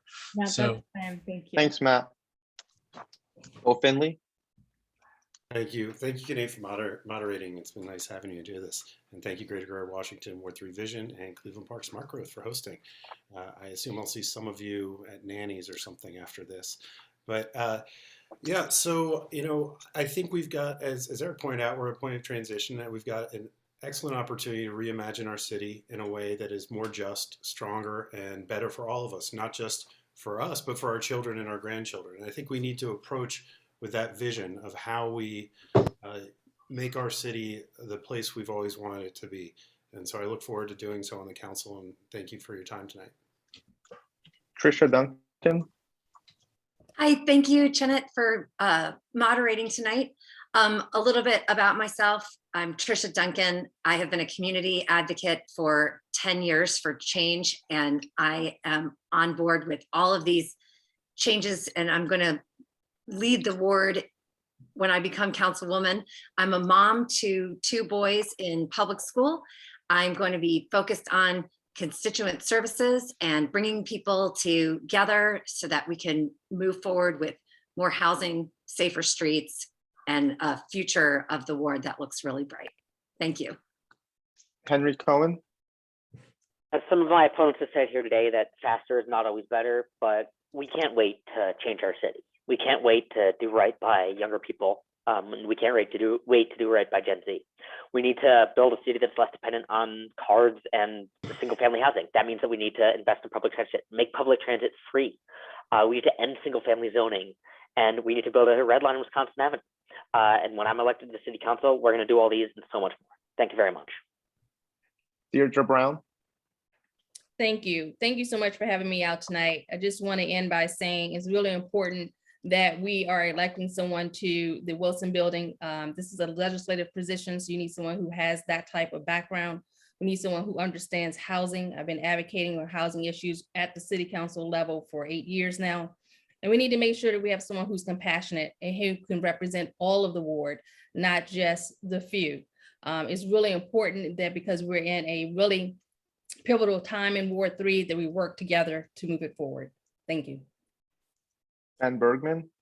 Thanks so much. We talked about some really important issues, things that I think are central to the campaign. They're why I decided to run. So I have a lot more to say. So go to my website, benbergman.com, where you can read a lot more about my ideas. The other thing I'd say, if you want to continue the conversation about housing, about childcare, which we didn't talk about, I'm having an event on April 21st with Matt Iglesias. Some of you guys might be readers of his and might be interested. I'll put a link in the chat. We're going to talk about the challenges DC families face. Thanks. Phil Thomas. Yes, thank you, Greater Washington, Ward 3 Vision, and Cleveland Park Smart Growth for hosting this tonight's forum. I also thank our moderator and people who turned in to watch the debate. Thank you for giving me the opportunity to share my vision on the next Ward 3 council member about housing, transportation, and issues that the audience cares about. As a bridge builder who has and continues to work for the neighborhood in Ward 3, I have nothing. I know that nothing gets accomplished alone. And I would ask you to join me and visit my website at fieldforward3.com to sign up to volunteer and get involved. Thank you, everybody. Monty Monash. Yes, thank you. Thank you for hosting tonight. Thank you for those of you that have tuned in. The chat has been very active, so thank you for the additional questions that I think all of us as candidates have tried to read and react to. And I wanted to say, you know, there's a lot going on in this ward right now. This race is so important. That's why there's 9 folks running, is because we all are thinking about the idea of reimagining this ward. There's development abound. We need a more affordable housing. We need to build out our transportation system that really pays attention to what's happening here in Ward 3 to move people from here to other parts of the city. We're talking about encouraging smart growth. Thank you. Thank you, Monty. Thanks to everyone. Thanks for adhering to our time constraints. Thanks to Alex for enforcing that. And thanks for letting me moderate. Thank you so much. It was great to see everyone. I'm gonna let our various co-hosts make some remarks, just saying thanks for being here. And just some admin notes. Yes, we will upload the transcript since you all were quite lively. It will take me a moment to get this uploaded. We will post a recap on our site, and I will share that with attendees via email, so I do hope that you will get that. Most of you have my email already. I will put it again in the chat if you need it. I thank you all so much for being so patient with a lot of technical difficulties and just, you know, some really tough questions on some really tight time frames. Very much appreciate your patience. This was a tough one for some reason, like for me as well. So, you know, I really, really appreciate it. Juju Wash is holding an at-large forum on Tuesday, April 19th, if anybody wants, you know, some more of this. And for those of you who perhaps found some questions lacking, I very much respect your input. And I hope that you'll take time to peruse candidate questionnaires when they're uploaded to our website. We have quite a few of them and they were quite intensive. So I appreciate everyone's time. Megan, Andrew, and Ryan may have some comments. And, you know, honestly, Eric, if you want to sit on Zoom with me, I will talk to you about affordable housing all night. So, you know, see where that goes. Hey, Alex, I was wondering if I could take a moment to address some of the insults that I'm seeing in the chat right now. Henry, I don't totally want to give a ton of airtime to people who are proffering some ad hominem attacks in the chat. I find cutting that off is the best way to deal with it. So I'm going to sort of retire that conversation, but I am sympathetic to what is going on there, and I'm sorry. Thank you very much. Megan, I think you had some announcements.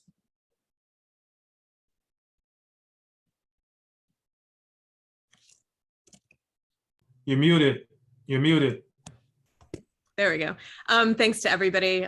Like Alex said, I just wanted to, I'm going to put our website in the chat to sign up for Cleveland Park Smart Growth if you want updates and the upcoming planning process and how to get involved with the other things that we're tackling. Thanks. Have a great night.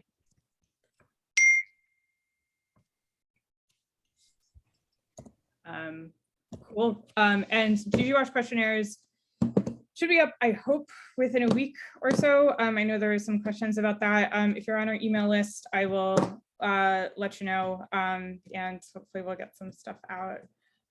So are you guys serious about staying on, or is that just Eric? Or do you want to go watch basketball? I'll stay on. Basketball. I'm not a fan of either team. I'd rather talk about housing. So if let's stay on longer. I think you and Eric should talk about housing. I have a sense a lot of people would like to stay on, but I'm going to head out. You all should head out. Go for it. Thank you.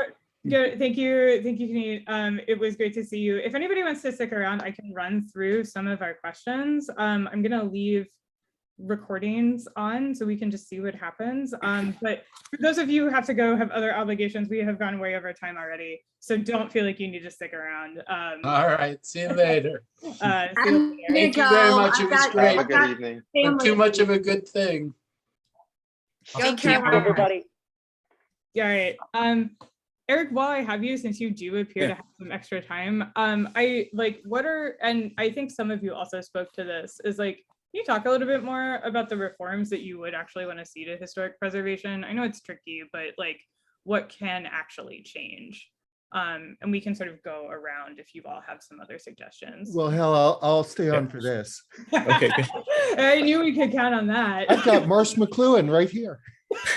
You guys can watch it while you're not answering the questions. So, I mean, the historic preservation process, I think generally is good. We always hear about the case about the parking lot or something like that. And you know what the council needs to do when something like that comes up and we see something that's an abuse, what we need to do is then look at the law, have a public hearing, and then propose a change to it. But really make sure we've got community feedback on that.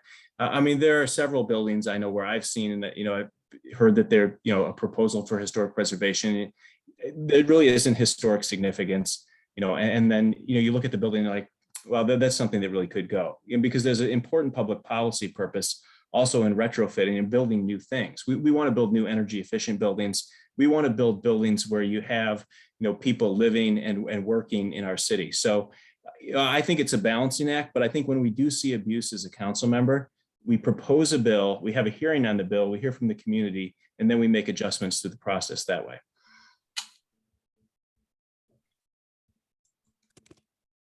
That makes sense. I mean, it's tough. I know that Deirdre, you were sort of in favor of like not changing this stuff, and I understand that too. I guess like one of the things that I found really challenging about preservation is that like it does prevent things from happening, and you know what do you do when it is, and it's not just like we look at the Macklin example, we wrote about that on GG Wash, but you know further than that, like you know there's like people aren't even trying to build housing because of historic preservation regulations. I think about the Colonial Hill designation. I mean, that's another headline grabber, but that there's a general disincentive overall. So I'm not sure that this stuff is here for a reason, but I do wonder about the intention of the reasons. And I was wondering if you could speak to that a little bit more. I think that each project needs to be looked at individually. We can't do a one size fits all. It takes a lot for a property to become designated historic. It goes through a process just to become that. And so we can't just arbitrarily undo it because we decided we want to change its use. And so that's kind of where I'm going with that, is that we really need to look at each project and make sure that we're not just being hasty in our decisions. Are there times where we might need to undesignate? Most definitely. But to just get rid of that whole process altogether, I'm not in favor of. That's fair. One thing that I know, so our questionnaire had so much stuff about affordable housing in it, and I know I put you all through the ringer with like asking or like defining what is affordable housing. I typically don't let people like give their own definition for that, because so often people say, well, it's what people can afford, and that's just not like helpful in policymaking, and you're all running to become policymakers. So I did artificially restrict your choices there. But since we are on the sort of extra bonus round, if you each wanted to ruminate a little bit more on what affordable housing is and how you might get us there, I'm gonna let you go. So Ben, do you want to start? I'll cut you off after a little bit, but I'm not timing. Sure. It's good to cut me off. And I might have to cut myself off. I'm trying to see what the status of bedtime is, which I promised I would do. So this is, I might be pushing the boundaries here. But, you know, so like, I think let's talk about the Bergman as a, like, just a concrete example. Like, I think it shows, you know, the limits of relying on inclusionary zoning as like the tool to get us there. It shows, I think it also shows something that like is a blind spot, I think, for smart growth folks, where there's so much focus on the things that keep developers from doing things. So, that's, the whole conversation around general density and around minimum lot size and around upflumming, all things I support. But that whole conversation implicit is the idea is like, if you just remove it, they'll do it. And it's a little bit more complicated than that, right? The market is it's more complex. There are incentives to not pursue projects, even if you kind of can, because of the complexities involved. So, I mean, I think like on developers, I think we need to be thinking also about how to not just incentivize, but also induce the kind of housing production we want to see. But I also think that deeply affordable units are going to require government intervention, and we're going to have to really kind of internalize that and accept that and embrace that when we think about public buildings and libraries and schools and police stations. Figuring out ways to incorporate housing into some of these structures, it's not, we can do that, and that provides an option.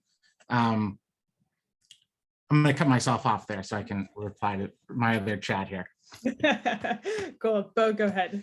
So yeah, thanks, Ben, for bringing up the Wardman. We'll be talking about it at our April ANC meeting on the 18th. The Wardman is an interesting project in that it, we didn't have, everybody on ANC 3C wants more affordable housing units there, but our hook is, our only little hook to talk about more housing is through historic preservation. And that's, I talk about the weaponization of historic preservation as a negative. Using HPRB to force more affordable housing is also the wrong way to do so. And we have the other problem, which is we cannot require somebody to build more than they want to build. So, what level of incentives do we have? Right now we only have IZ, and that's not enough. If we built to the Flum, up and down Connecticut Avenue and Wisconsin Avenue, and maximized IZ and IZ Plus and IZ XL, we would still be short of affordable housing. And we wouldn't have touched any deeply affordable housing units. We wouldn't have added any. So we need to think about, social housing and whether that model will work in DC and Ward 3. I think it will. We need to talk about using the Housing Production Trust Fund to buy units in buildings and to turn them into deeply affordable housing for 30% MFI or below. And I think once we do that, once we start, being a little more innovative, I think we can really start to address the housing crisis. Cool. Deirdre, go ahead. I think your original question was how do you define affordable housing, right? So affordable for me, what we need at the moment is, I'm thinking 30 to 60% AMI. We're very short on those units. And those are the units when we start talking about workforce housing. So workforce housing is of course our public servants, but it's also our minimum wage workers, our restaurant workers, our child caregivers. And they also, if we're going to say that we're trying to be inclusive in housing and have everyone be able to live here who wants to with their families, then we also need to make sure that we're putting in housing that matches those income levels. Okay.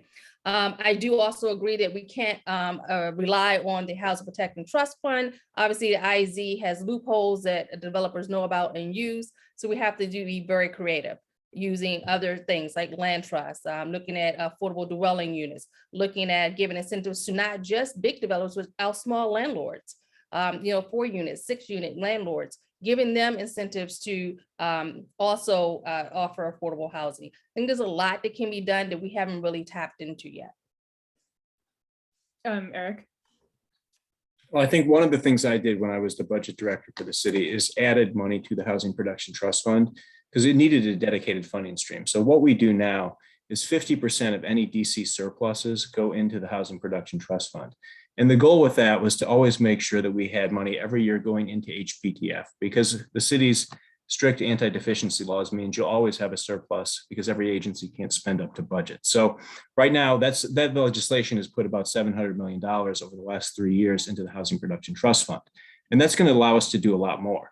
I think affordability in DC, unfortunately, goes all the way up past 100% AMI, because you can have 2 teachers right now who can't even afford to buy a starter home, in Ward 7 or 8 right now. And that's just unacceptable. We've got to be able to keep our professionals, and it was mentioned in the chat, also a childcare workforce, being able to live here in the city and not just rent, but also buy.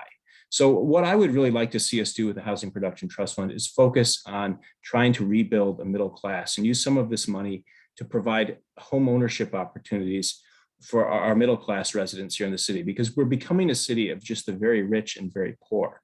And I hope we talk about this issue when we're over at the Cleveland Park Forum, but I met with a number of tenant association presidents there, and there's a problem going on with our rental buildings up and down Connecticut Avenue, and in some in Wisconsin as well.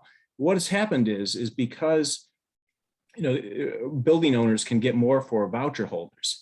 They're filling right now all of our rent control buildings, which rent control was designed to try to keep the middle class in DC, but they're filling our rent control buildings solely with voucher holders and then squeezing out middle class residents from being able to live in those buildings. Worse is they're not providing the wraparound services that we would expect should be provided for residents that had mental health issues or substance use treatment issues. So that's going to be something I hope to talk a lot about. Cleveland Park is a program that was designed maybe with the best intentions, but is really doing a disservice to not only the voucher holders, but also the residents who live in those buildings. And we've got to really focus on middle class options for rental and housing. Otherwise, it's going to increasingly become a divide between the very rich and the very poor in DC, which is going to lead to more crime, more poverty, and just frankly, more conflict in the city. So that would be my proposal. That's hopefully the focus we're going to use for some of the Housing Production Trust Fund money that we're getting now. And another way we do it is we frankly increase the tenant opportunity to purchase assistance program. With the financing options this would provide, will allow some 0 to 30% owners of, renters to become homeowners. So we've got to keep all options on the table like that. And that's how we get things done. And we actually build housing for our middle class here in DC. Thanks. Thank you to all for that. So we deliberately didn't ask questions about the Wardman tonight because by the time any of you would hypothetically be in office, a lot of those decisions would be kind of past you. So even though it is I personally, if you ask me, I would love to see more affordability in the Wardman. I welcome all your opinions on that, but your powers, should you win them, would be severely limited given the point at which that project would be by the time you took office. But there are other projects coming up. We talked a little bit about Friendship Heights off the gallery. What are you going to do to get a lot of affordable housing in those? I say that because it sounds like most of you are really invested in affordable housing at some level of affordability. We can talk about the splits of that all night for sure, but a lot of people still aren't, and they will oppose the project for legitimate reasons or illegitimate reasons. So, we talked a little bit about how you're going to handle community engagement, but what are you going to do as a council member to get those projects, to get the housing that they need to have in them, especially to meet the affordable housing goals? Ben, I know you have to probably bounce. I'm going to give you some time for this question, and then you can. Sure. Yeah, and then I maybe have a little bit more time. We'll see. Just stepping back, one thing I think is a huge problem is the focus on individual projects. It speaks to the fact that we are just not operating at the level of that we need to be really producing the amount of units we need to produce. But I think, look, we need to. The focus needs to be on an ex-ante conversation about how tall do we want the buildings? What are our goals? Let's have that conversation. And then we need to push forward once we have that, right? That should be the goal of these planning focuses is that there shouldn't be a lot of this relitigating afterwards. I think the other piece of it is that the starting assumption has to be that the council member is in favor of more housing and more affordable housing in Friendship Heights on Connecticut Avenue. And so if you are coming to me and saying, I don't want there to be housing, I'm not going to be there with you. If you're coming there with some other, concern that can be addressed, that's something we can work with to get to yes. I think a concern I have about the way housing politics, and I think that's the word, played out in Ward 3 recently and in the past has been a lot of going to one group, listening to their perspective, telling the smart growth people, you hear them, you're with them, you're really with them, going to people who don't want any housing. And maybe you don't tell them you're with them as much as you did to the other folks, but you kind of do. And the result is a muddled mess and nothing happening. And so, leadership is like bringing people together and moving forward. It's also telling people when you're not going to be there with them and whether you have a goal and you're pushing forward. And if they're not happy about that, there's an election in 4 years and they can take it up with you then. And I think other members of the council, they all view Ward 3 as this weird place. It's Mars to a lot of them. They don't think that people like housing. They're just like, oh, they kind of go with what the council member in Ward 3 thinks is the limit of what's politically acceptable, and no one pushes that person beyond that. There's a lot of that happening in the wards. That's why we don't have bike lanes in Ward 8. But having a council member in Ward 3 who's enthusiastic about it, I think will go a long way. But at the end of the day, these are difficult conversations. It's a difficult process, and so it's why we have to do so many things. And we can't just be focused on the potential of Friendship Heights. Because even if we did that and it was this mecca and we built these tall buildings, a lot of housing, that's not enough. We still have to do more. There's still going to be more need, even if we build thousands of units right there, right? Because we need to build tens of thousands. So that's something that I'm concerned about. How we got to do both at the same time. We can't do kind of one by one. I'll turn it over. I need the timer. Sorry. I'm giving you a timer free zone, so this is a true gift. That's a mistake with me. That's a mistake. Eric, go ahead. Actually, what was the question again? There you go. Such a good job. I forgot what it was. Yeah. What was it? Well, just like what comes after the wordman, right? Like, what do? You have some big sites. You need to build more affordable housing. Big sites may not be enough, but also, what are you going to do to get the affordable housing that the ward needs on those? Well, definitely with the Lord and Taylor side, I think that's an opportunity to do something that, we've all talked about with trying to make us, a mecca for transit and looking into the future of DC 20 years out. We should be building something there that includes everything we've talked about tonight. It includes senior housing. It includes family housing, particularly, I focus on our police, officers, our teachers, and our fire EMTs, so that we can make sure that's available for them. Got my dog barking downstairs. I'm not sure what. Hopefully nothing serious. The other thing I think we really need to focus on is making sure there's retail on all of these developments. That was a big problem with downtown. For a while, they didn't put the ground floor retail in. So I think that's what we need to look at in Ward 3 is making sure that every major opportunity we have around a metro, has those components, that it has retail and that it has housing, that's suitable for really all incomes. And I think we need to be realistic also about the Housing Production Trust Fund, because even though we do have $500 million in there, which is an incredible investment from the mayor this year, the resources still are finite. So we need to use it wisely. And I think looking at trying to finance projects, for our workforce housing in the 60 to 100% AMI range, it'll get you a lot of bang for your buck. That's why I support that.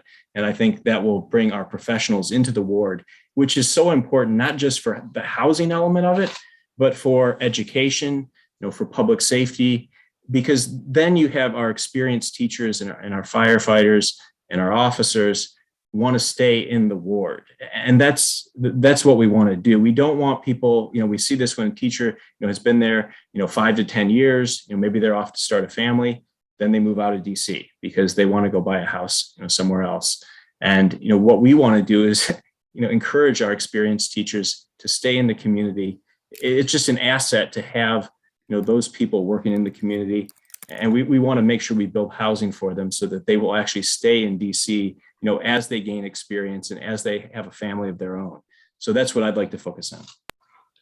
So, Alex, I think that, Deirdre, I'm sorry, did you want to go? Okay. Ben has backup. So, I wish Matt were here because, he sort of talked about how he would prefer design by committee, and that obviously never works. And I agree that, we need to step it up and explain why we're we need more housing. We need to take that leadership role. You know, the arguments against housing, they're about traffic, they're about parking, overcrowded schools, and sometimes view sheds. And those are not, those should not be preventing us from building housing. We absolutely need to build more housing. We need to build it now. When we look at the Lord and Taylor site, when we look at Friendship Heights Mazza Gallery, I think it's a great opportunity to lead the way and try social housing. A building there that's 30% deeply affordable, 30% affordable, and 30% market rate with lovely amenities, I think would be a fantastic model, not just for our city, but for the country. And so I think we need to look at that very seriously. Now, overall, we need to talk about where we're going to increase density. You know, how are we going to allow gentle density, encouraging ADUs? You know, there's a lot of different opportunities we have, and a council member has to push those. And as a council member, I would absolutely do so. Thanks. Deirdre, do you want to go ahead? So here are my thoughts on housing, because we've all kind of talked about it and talked around it a little bit. As far as where it should go, we all, I think, are in agreement that we need to mixed use housing, right? So we need to make sure they're near metro, that there's some density, that they include retail, small businesses, so that people can live where they work. You know, that a large portion of those units need to be 3+ bedrooms. We need to make sure that they are affordable or deeply affordable, so that our families and our workforce housing can stay here. And of course, I think we also need to talk, we haven't talked about it too much today, but talk about how can we convert some of these vacant commercial buildings, that those businesses are never coming back. Okay, so how can we convert some of those into useful properties, whether it is housing, whether it is something else like kind of social, maybe a senior wellness center can go into that space, maybe daycare centers can go into that, whatever, using these spaces effectively. But I also want to make sure that as we're talking about these issues, that we're very, very conscious about how we're labeling people, right? So I hear a lot of folks, not necessarily in this call, but in general, when I was out petitioning, calling people, those voucher people, those homeless people. So we need to make sure that we're not using divisive language. These are human beings. Everyone has the right to have affordable and safe housing. And so we need to more talk about how we can be more inclusive in our community and how we can help people who need help. I agree. If you need some social services, we should have things and places in place to make sure that we're identifying those folks and that they're getting what they need. But we should also not discriminate against someone because of how they're paying for their housing, right? It's illegal anyway, but but we should not be doing that. And we also shouldn't be talking about our neighbors, because there are neighbors that live in the ward. So we shouldn't be talking about our neighbors in those types of language as well. Yeah, thank you for that. I appreciate that. I will say that it's been hard. It like personally, it has been challenging for me to listen to some of the rhetoric around that. So now that I have inserted myself into this conversation, even though I'm not running for office, one of the things, the sort of the zeitgeist of social housing right now is like so fascinating to me, because like one of the things about it is that private developers often build it in other countries. It's not often constructed solely by a state enterprise. And like there's like some considerable private element in it, whether you're talking about Vienna or Singapore, and that it's more of this kind of like complicated financial scheme. Singapore's is so funny to me because it's a really robust and amazing system, but it's like totally funded by like investments in like a public-private partnerships portfolio, like the kinds of things that people would react really strongly to here as a developer giveaway are what fund social housing in other countries. Like as I've thought about social housing, like I do think that the district should own more stuff. Like that's something that like Juju Wash has been working on, is figuring out ways to acquire land, either to dispose of it in the future and make use of our public disposition laws, or acquire land and look at long-term ground leases, which I think are really interesting. So again, now that I've sort of taken over that, how like what would you do to actually like encourage some of this stuff? like, how would you do that? And I'm gonna have the former budget director like go last on this. I'm sorry. Okay. No, that's great. You say go first or last? I'm gonna have you go last. Okay. If that's okay. That's okay. But Deirdre, do you want to start with how would you get more government money into housing? How would you create a social housing program that has a big chunk of public ownership in it? What would you do if your constituents are asking you for that? Yeah, and I think there are some constituents in Ward 3 who are very interested in pursuing that. I think, of course, it has to be done at the council level. We've got to get the money in the budget for Ward 3 dedicated to a project of that nature. It would start, of course, with working with the community to figure out exactly where it would go, what it would look like, putting together a proposal, and figuring out how much it's going to cost. That is something that has to be done at the council level through the budget. I actually foresee that will happen in Ward 3 in the near future, because there's enough interest in it. I think we can make it happen.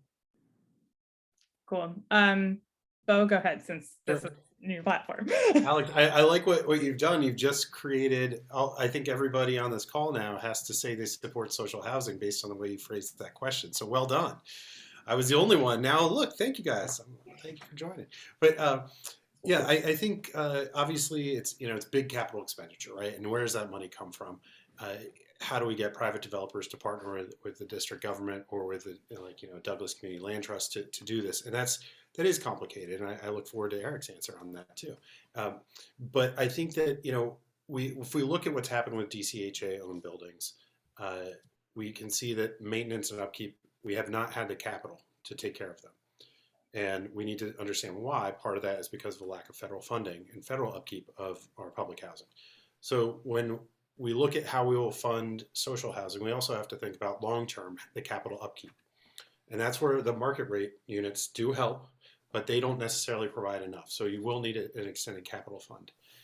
And that is something that I think we could do, building on how the Housing Production Trust Fund is funded, combined with a more steady stream of income. I think we can set aside enough money for capital upkeep for social housing that is either run by nonprofits or run by private developers.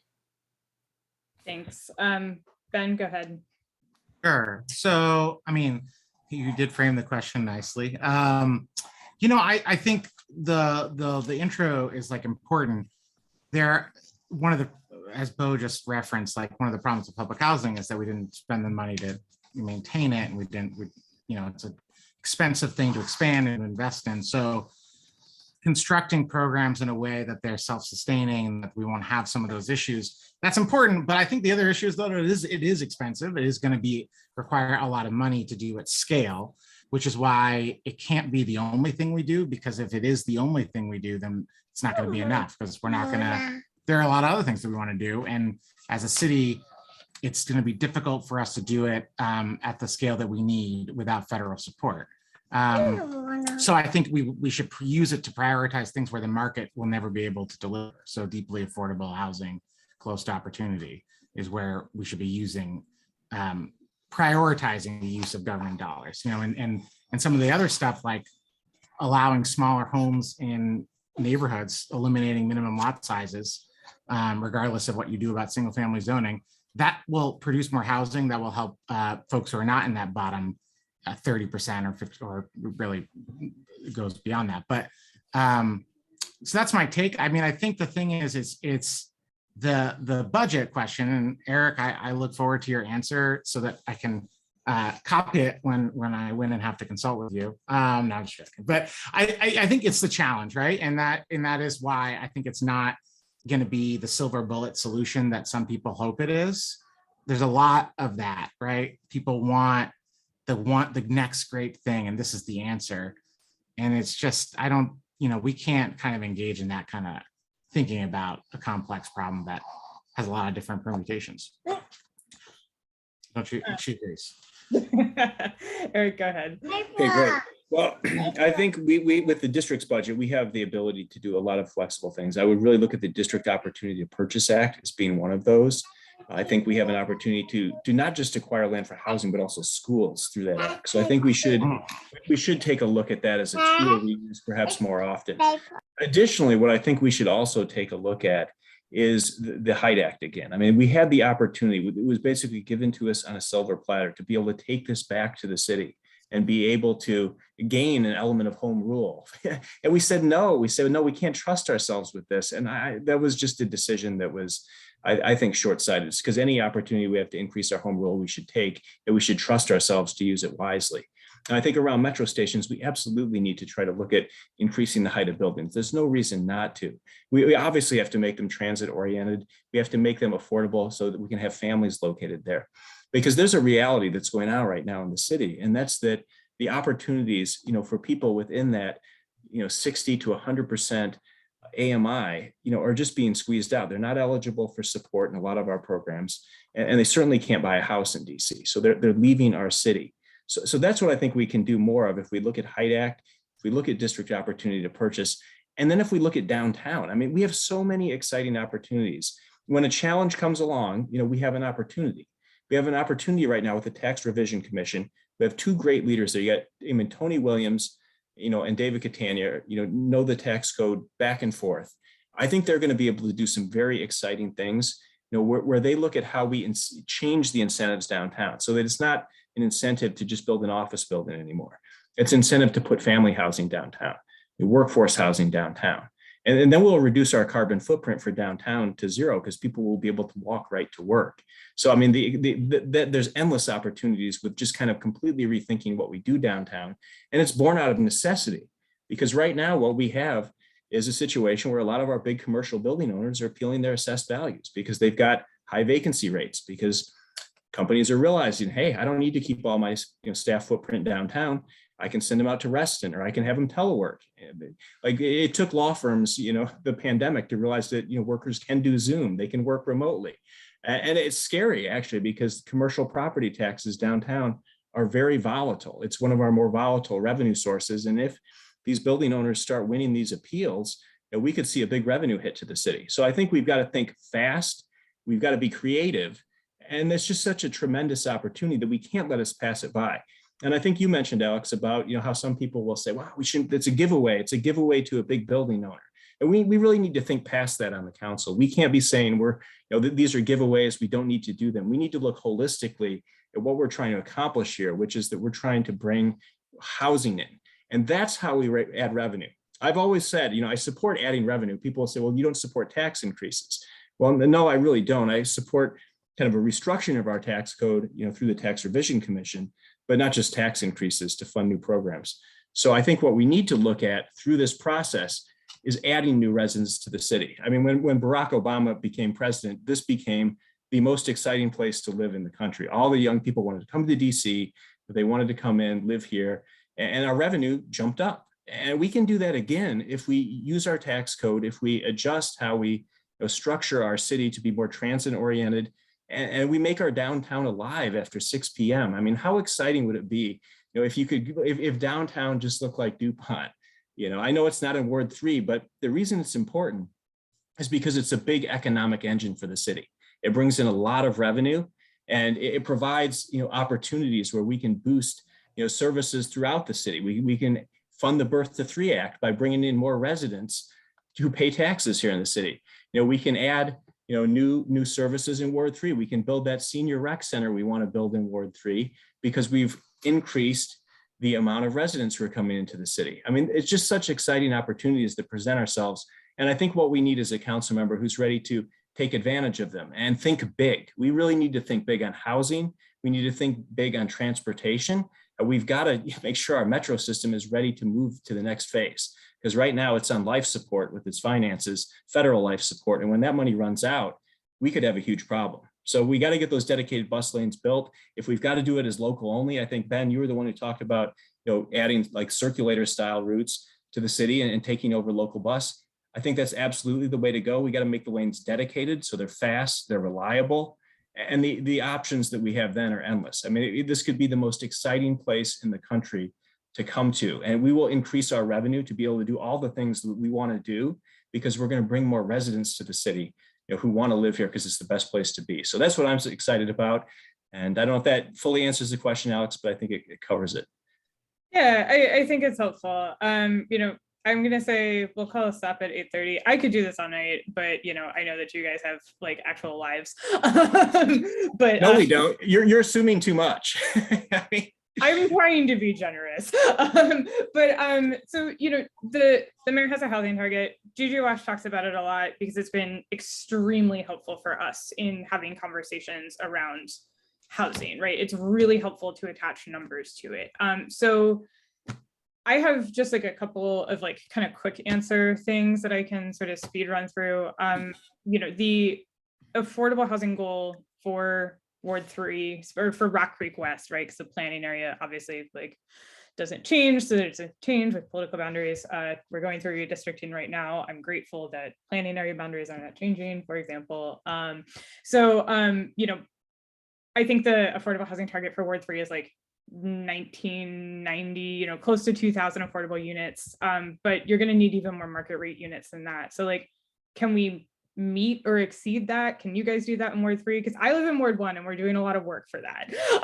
And I'm happy about that. So that's kind of one general point. I'm just going to throw a bunch of points at you. One thing I often ask is like, if a project had a certain amount of affordable units, say even up to 50%, would you accept that by right and not make it go through a discretionary process? And I think I'm just going to leave it there and sort of ask you yes or no on that, because that's really tied to getting this stuff built in the time frame that we need. Eric, you muted. Oh yeah, I'll say yes on it. Yes. Okay, cool. Well, when any of you are in office, then I'll come to you with legislation on that. It'll be really exciting.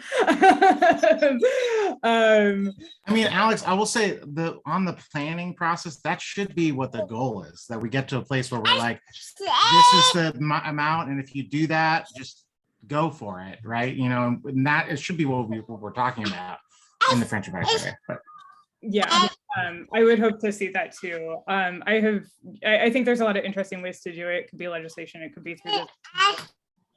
But we'll see where that ends up. That's another thing that we're sort of like working on with this stuff. So I had a couple of my questions written down, kind of forgot what they were. One about rent control. Oh, rent control. Yeah. What about rent control? Keeping in mind that we're in the rent control coalition. So, I think I'm the only one who, at least by the time of the DC for Democracy forum, I was the only one on board with the Reclaim Rent Control platform. I live in a rent control building, Quebec House, and I'm all for expanding it to buildings built longer than 15 years ago. That is fair. I will spare you all the complications of the platform because it is complicated, but to follow up on that, would you expand rent control past the 1975 cutoff?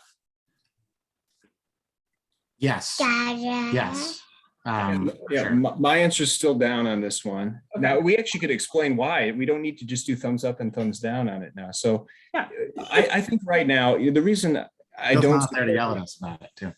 That's right. Well, I think right now we've achieved a good balance on this. Every time the issue comes up, there's people pushing on both sides, some to expand it all the way out to new construction, and then I'll have some abolish it altogether.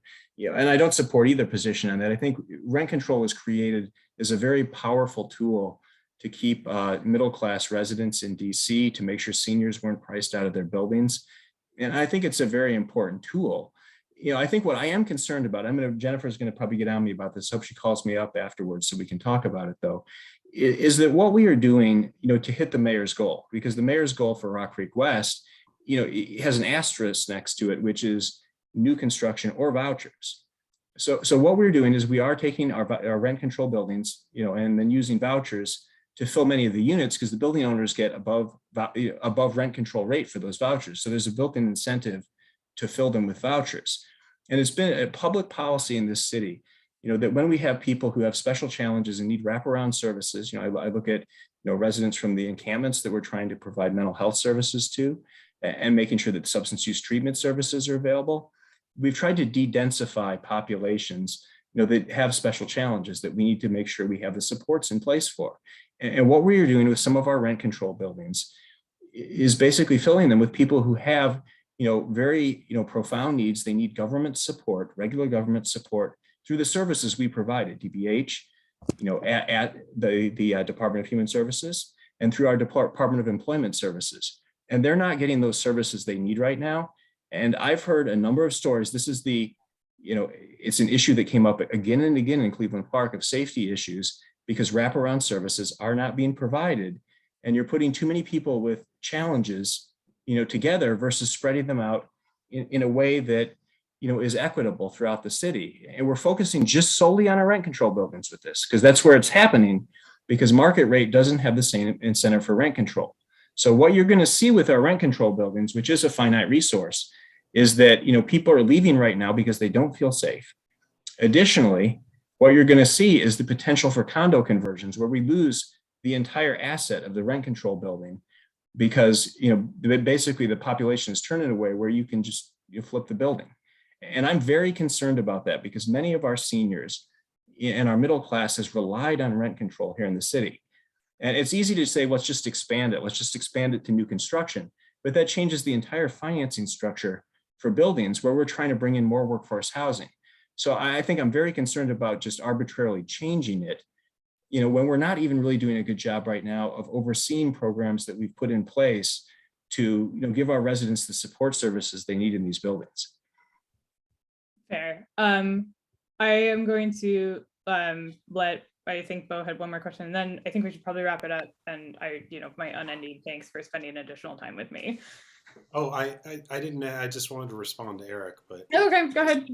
So Eric, I think that you did mention that rent control buildings are a finite resource. Well, if we reclaim rent control and extend past 1975, we start to expand that resource. We've lost about 50% of our rent control buildings in Ward 3, and so we need to get more rent control buildings. So how do we do that? We're not building any more buildings prior to 1975. That's just impossible unless you have a time machine. So we need to start talking about moving the date forward from 1975 to 2005. And that's where I'm coming at from. That's where I'm coming at it from. But yeah. And Bo, I think we can take a look at that through the Tax Revision Commission, but there's got to be a way then, because those buildings right now, are financed and built with a certain model right now. And if you arbitrarily put rent caps on it, issues of building maintenance, which is a huge issue for many of our buildings, making sure the buildings are adequately maintained when you have aging infrastructure, you really run a risk that you're changing the entire financing model. So if we're going to do this, we got to do it the right way. I would certainly look at through the Tax Revision Commission for it. And the city might need to change, if we're going to do something like you're talking about there, we would need to change the tax structure for those buildings. Because otherwise the owners of the buildings, this isn't about greedy building owners trying to, to preserve market rate or something like this.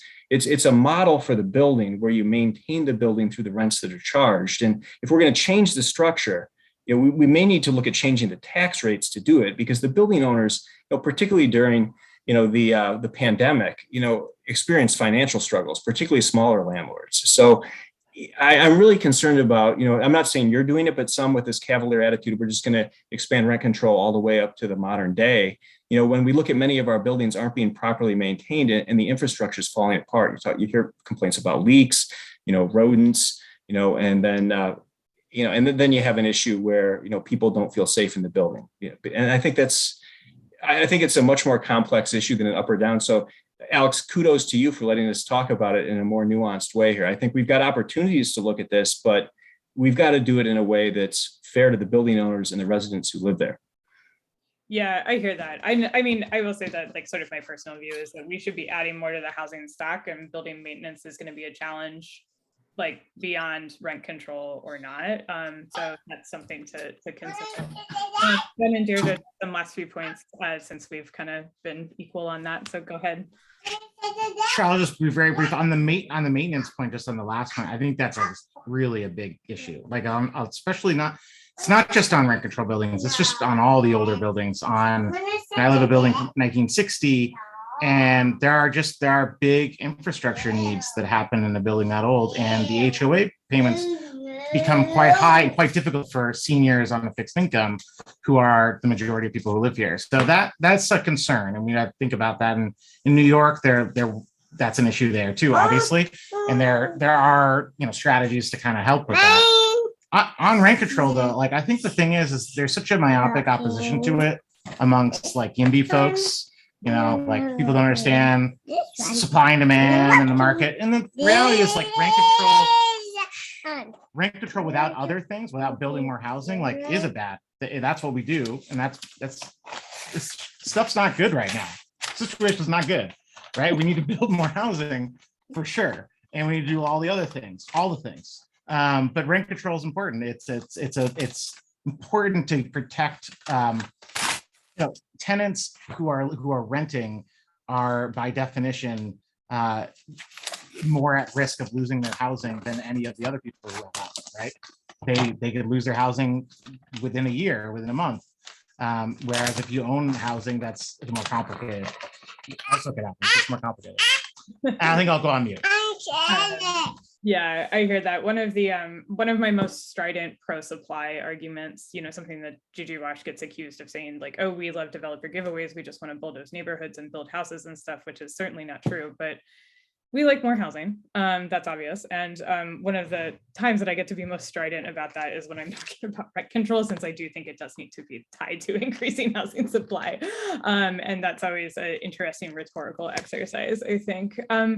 Deirdre, I'll leave you with the sort of last point on any of these associated topics, and then we'll wrap up. So I do want to just say a little bit around rent control. So Eric and I have been the only ones with the thumbs down for the last few weeks. I just want to say that here's my take on rent control. I'm not anti-rent control, right? Because I'm most certainly in favor of people, once again, being able to live in a safe environment and be able to afford it. I did not like the way the current legislation or proposed legislation was written. I would love to work with Reclaim Rent Control to rewrite that and come up with a better piece of legislation so that we can actually get it passed through the council.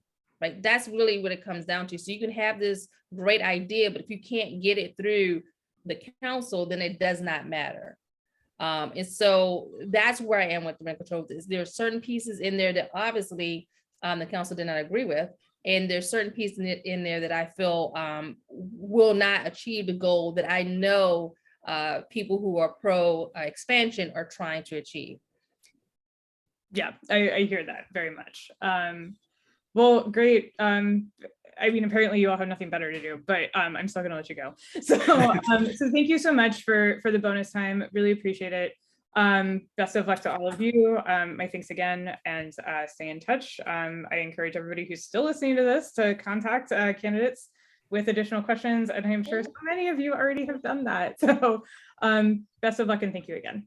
Alex, thank you for the additional time. This was actually really fun. I'm glad we got to stay and really delve deeply into these issues. Yeah, happy to. We'll try to find more ways to explore sort of stuff like this in the future. So much appreciated. Thanks again, Alex.